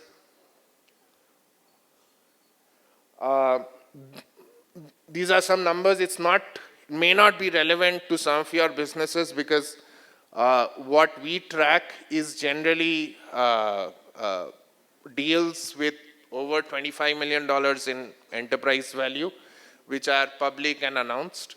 So these are some of the multiples that we are seeing. In general, right now, IT multiples can be anywhere between 8 to 12 times EBITDA. IT consulting, staffing and BPO are lower. And if you have IP, it can go higher and higher and higher. So that's the trend that we are seeing in the market currently. And it has picked up over the last month or so. Before that, a year before that, it was completely flat after US started raising interest rates. This is my last slide. This is probably the most important thing that will determine your valuation. Typically, when we are working with founder-owned companies, even if you think your financials are great, when you go into a transaction discussion and when you're talking to the PwCs and Deloittes of the world, the financials that they want to see are very, very clean. So from a from a diligence perspective, from the time you start actually talking to a buyer who's interested till closing a deal, which is equal to money in the bank, if it goes more than 4 months, 2 things happen. Market changes and your business changes. We've seen client losses as well during that period when transaction discussions are going on for 12 months and the buyer loses interest because the corporate development or M&A head is looking at 5 different deals at his end and talking to 5 different companies. If you are taking too much time giving him data during the diligence process, he's going to close the other deal and that opportunity is gone. Maybe he's looking at 5 dynamics companies at one shot, right? So it is very, very important before you go into any transaction discussion to have your ducks in order. Especially for Indian companies, it has happened in every Indian deal that we've done. There is something wrong with the shareholding. Either the share is not stamped correctly, or there is some tax that is not paid. So make sure before you go into a transaction discussion, there are mid-market lawyers available across Bangalore. Make sure you get a diligence done. Because you don't want to end up with a great deal on the table, but you can't transact because your shares are not transactable. Or there's some lien on it that you forgot. So, and we come across, and India has thousands and thousands of laws. I'm not saying you have to be compliant with every one of them, but these are critical. And if you are exporting, FEMA is absolutely critical.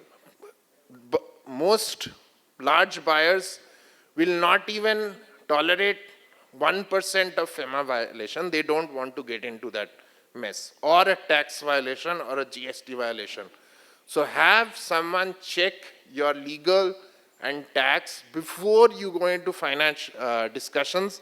We've actually advised clients where we've stopped the deal process, spent 1 year cleaning up legal, tax, and financial, then gone into the deal process. Because let's say you have some RBI issue with your shares. It takes 6 months for the RBI to get back. the buyer has already hired Deloitte, Nishit Desai, bunch of other consultants, paying them $1 million a month. They're not going to wait for another 6 months for the RBI to come back. So a lot of the transactions, if they go smoothly, when you are negotiating, you have the upper edge. If they are not going smoothly, then the buyer is the king. Otherwise, you can negotiate on your own terms if you are giving them data on time, if your presentations are good, if your company is clean, they don't find anything, then you get the price you want. Buyers use these kind of little things to lower the price even after they've given you a term sheet. Just so you, for those who don't know, I'm sure a lot of you know, a term sheet is not a binding document. The buyer is not obligated to pay you anything. The moment you sign a term sheet, there is a separate share purchase agreement or a share subscription agreement that is the binding document. Between those two documents is a thorough diligence period, which for companies below, let's say 100 crores in size, should not take more than 2-3 months. If it's taking more than 2-3 months, it's getting cost inefficient. So if everything goes well, you can get the price you want. But if they find these little things, then you're going to start getting calls from the buyer's advisor that yaar, ye nahi hai, wo nahi hai, phone nahi hai, tax is not paid. Okay, so we are going to lower the valuation from our LOI by 25% because we'll have to come and clean your company up. So don't be in that situation. I mentioned this before, typically in the consulting world, what we see is about 60 to 70% upfront is paid at closing, which means, once you sign the SPA. About 30 to 40% is an earnout. It'll either be a revenue earnout or an EBITDA earnout where the targets are set, or a combination of both. And it's pretty standard across the IT services industry.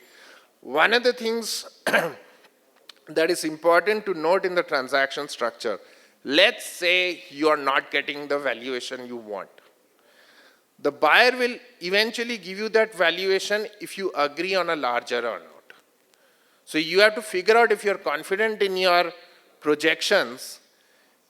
Don't leave money on the table because you want everything upfront. So there is some flexibility from most buyers on price based on how you structure the upfront versus earnout. And sometimes it happens that, let's say the seller knows that he's going to probably double in the next 2 years, but he wants some cash right now because he spent 20 years building the business. Sell 60% and have a second bite at the apple 2 years down the line at the valuation of the bigger business. So there are ways to structure these kind of transactions. It's all negotiated between the buyer and the seller, but when you are going into negotiations, do keep a sort of minimum threshold, especially when you're negotiating the LOI, because you don't want to go into diligence and open up your books because if we are not really happy with the price. So keep a minimum, assume that some things will be found, even if they lower the valuation by 10% or 15%, yeah, I'll sell in the end of the day. Because some things will be found and in the SPA stage, they will come back and renegotiate the price. So keep that in mind. I think this was the last slide. I'll take questions.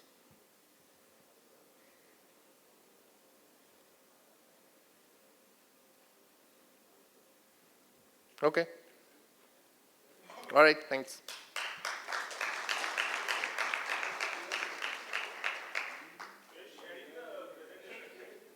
Yeah, I think he has it, so. Sure. Yeah, we can share. We have it shared.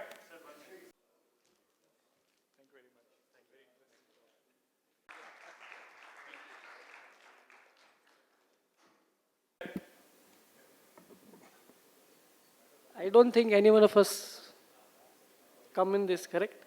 That's why nobody asked him any questions.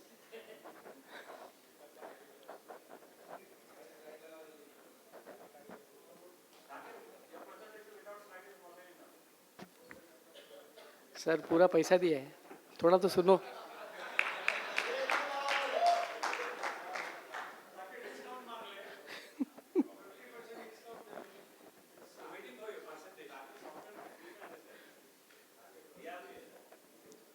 Free में कुछ नहीं मिलता है.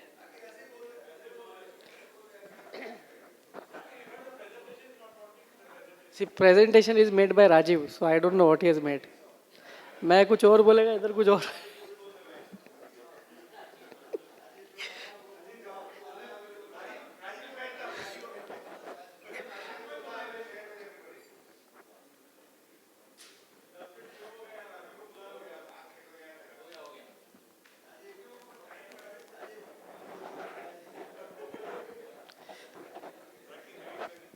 So anyway, I'll just start. I don't know when it will come.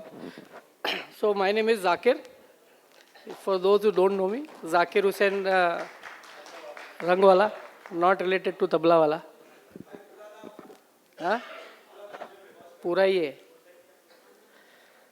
And so my company is BD Software Distribution Private Limited. We are also, like everybody else, are into cyber security distribution. Since everybody is into cyber security, I don't need to say what. I was waiting from 12:30 for my chance. So 5.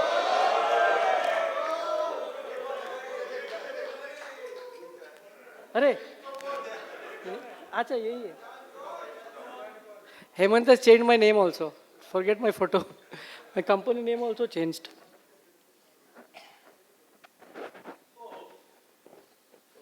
Hello.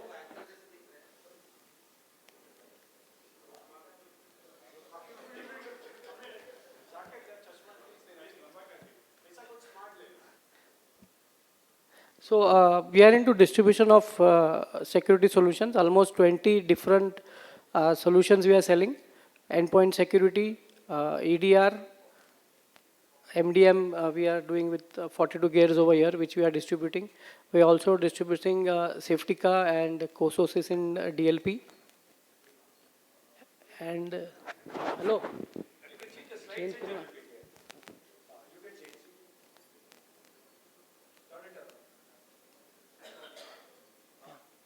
So this is my details of my company.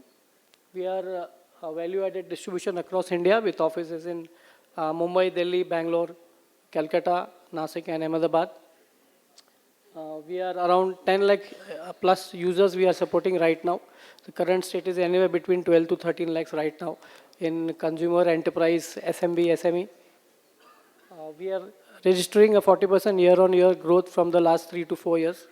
It was more during the COVID times, but overall the ratio is around 40%. We have our in-house post and pre-sale support.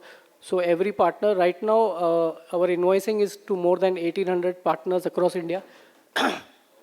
We don't do any sub-distribution, so we don't have any distributor. We deal directly with partners. That help us to keep our policies very simple.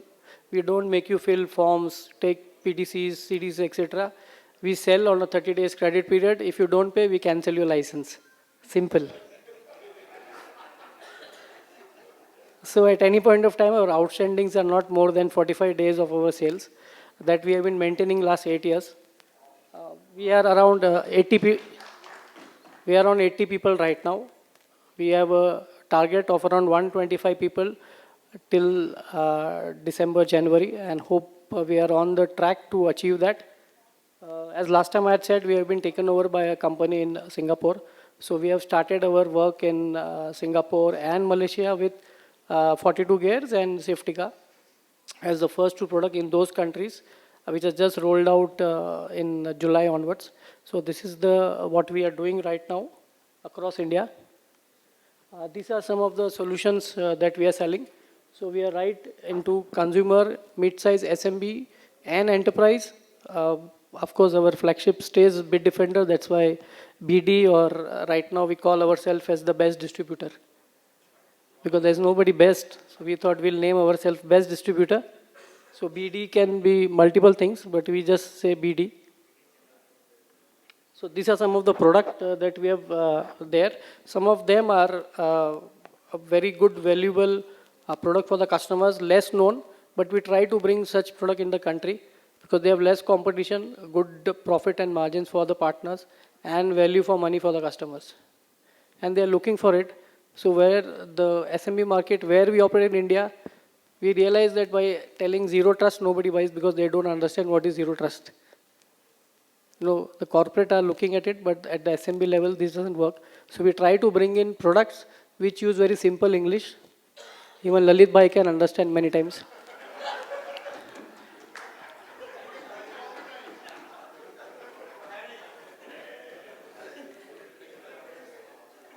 He doesn't sell for me, but he understands.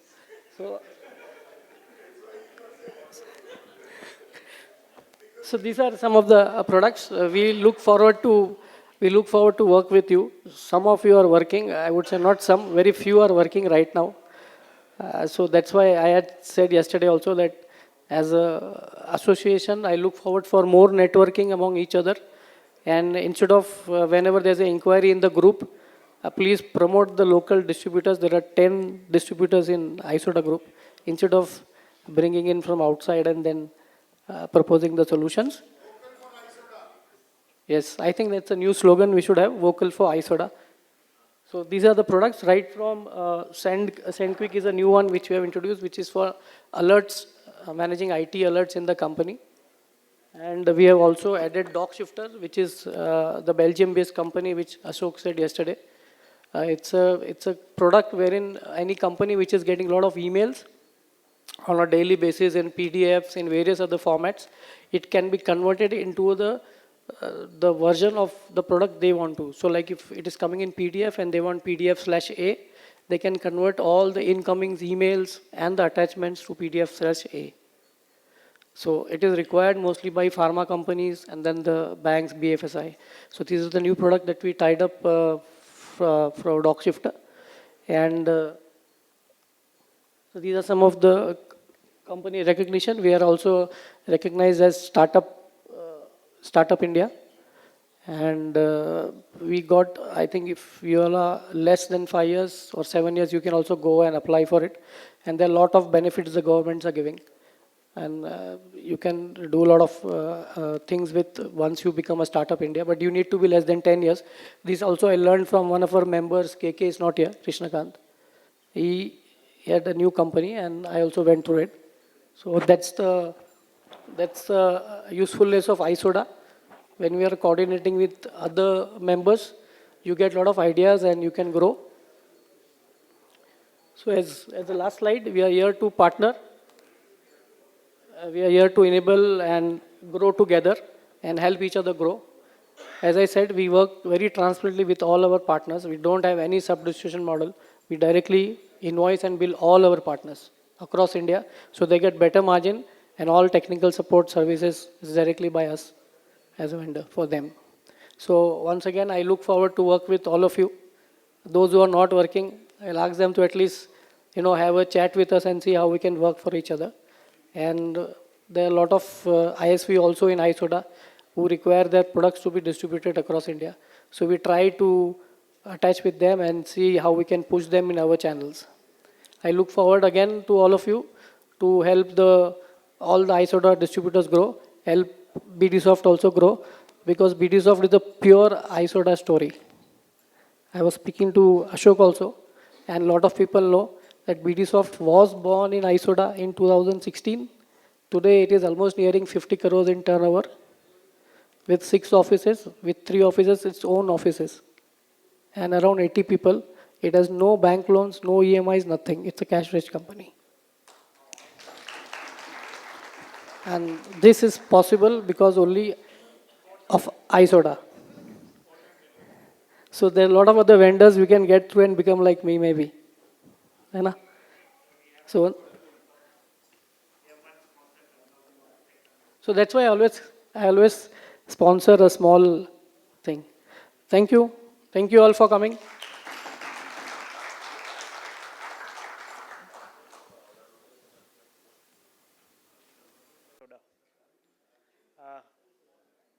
So as as we come to the closure of the event, we have a small lucky draw. I'd call upon, say, who can come? So we have 3 lucky draws for 2,500 each. Yeah, Surajit, sir, do the honors. Yeah, come. Yeah.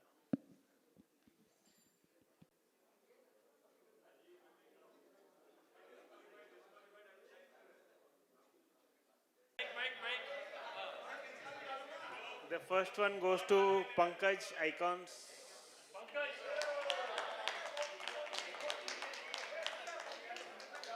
He's not here. Pankaj is Okay. not here.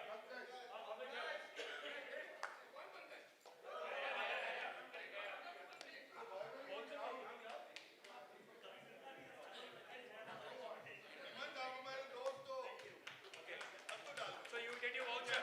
Now close. Yeah, next.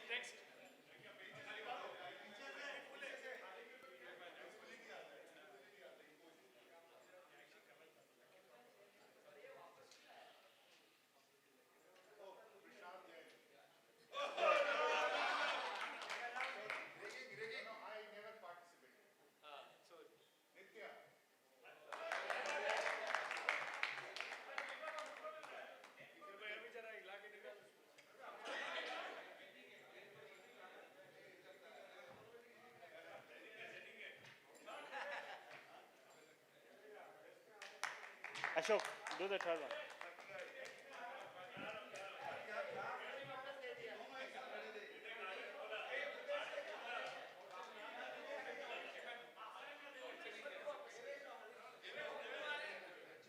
Rajendra.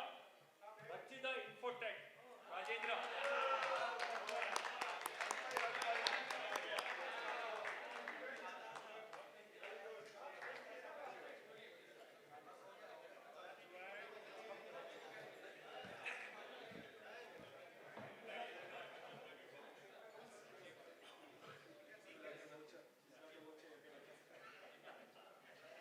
As we come to a close, I would like to call Mr. Vinod to give the vote of thanks. Yeah, so we come to the end of our business summit. On behalf of the MC, first of all, I would like to thank all of you for attending this with full attention and focus. Thank you, all of you.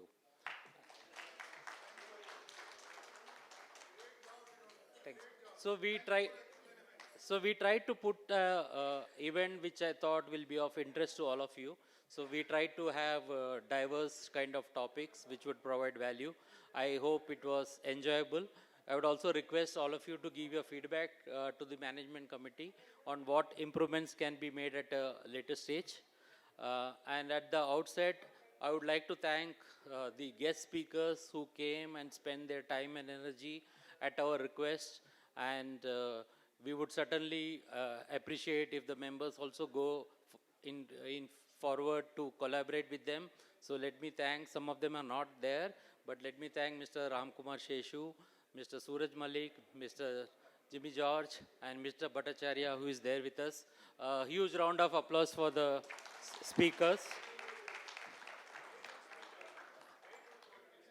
Yeah, very good quality speakers. Thank you, Mr. Bhattacharya.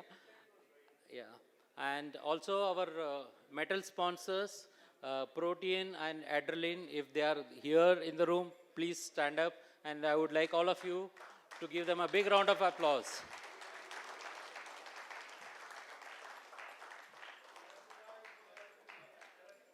We also have technology partners who have also spent a lot of time putting up their stalls and coming here and trying to exhibit their solutions.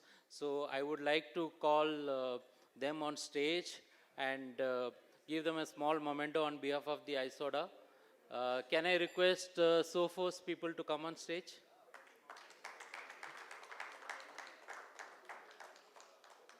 Vimesh?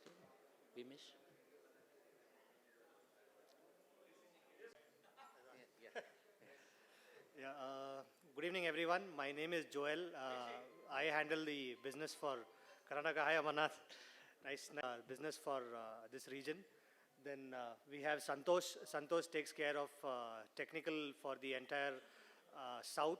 Then we have Harshvardhan, who's the channel head for the south region.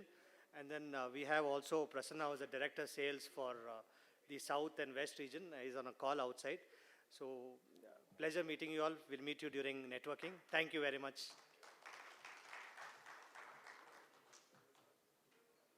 May I request Vimesh to give them a memento on behalf of ISODA? Okay.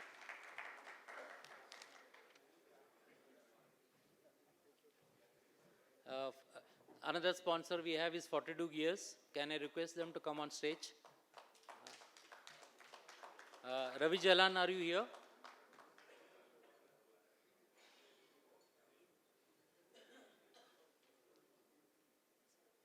Thank you. Would you like to introduce yourself? Yes. Good evening, everyone. This is Vikram Varkedi from 42 Gears. I have my colleague, Mr. Rohit Kumar, who heads the sales and operations for APAC and Middle East. So I take care of partnership for the APAC and Middle East. This is the first ISODA event we are participating in. And looking at the kind of crowd and kind of the environment, we are very much likely to be most, again, part of this. So it was fantastic, again, meeting all of you. And yes, I think we look forward to working with all of you guys whom we have met. Thank you.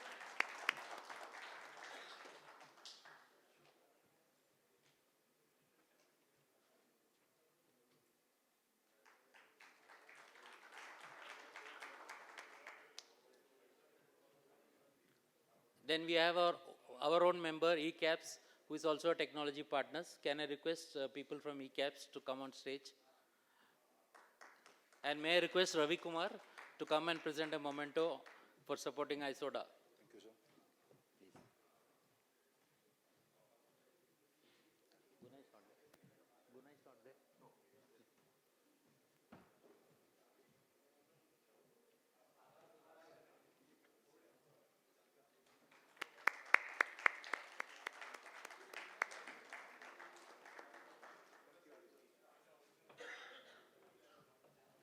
May I now request people from Clear Touch to come on stage?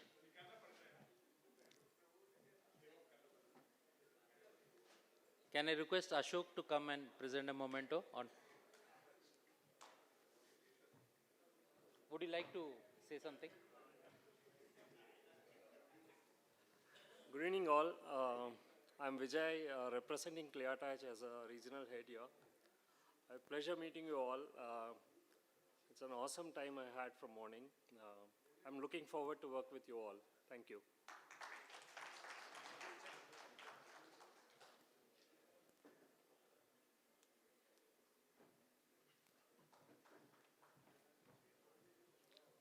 We also have Acer.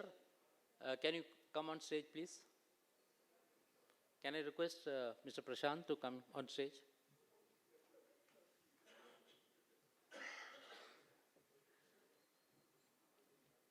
Just come and introduce yourself. Good evening, everyone. My name is Gautam, and I have my colleague, Mr. Harshan, with me. So we represent Acer India, and I manage particularly enterprise piece of business. It was a pleasure having interacting with most of you. I'm sure you could be having my cards as well. What I'm looking forward is, I could see roughly 80 partners present here.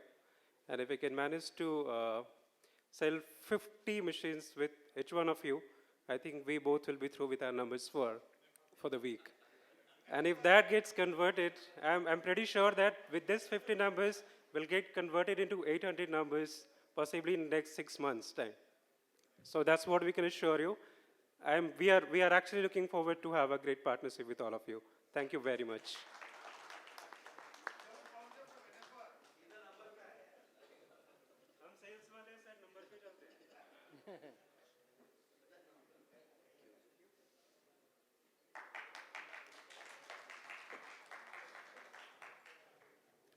42 Gears. No, they're done. They're done. 42 Gears. They're done, no? Yeah, thanks. Last but not the least, I would also like to take this opportunity to thank the event organizer, Ethos Events, whom I think has done a good job. Can I request Santosh and his colleague Kumar to come on stage?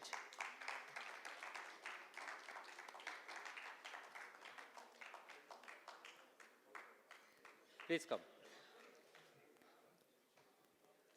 We would like to present them also with a memento so that they'll take back memories of ISODA.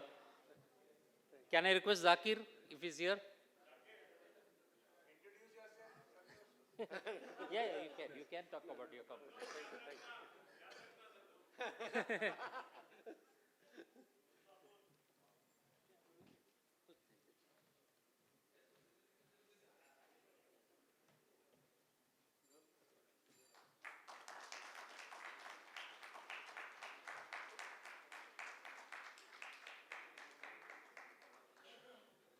So now that business is taken care of, we can party harder. So please come at about 7:15 to this same venue where we have a lot of entertainment planned for all of you. Thank you.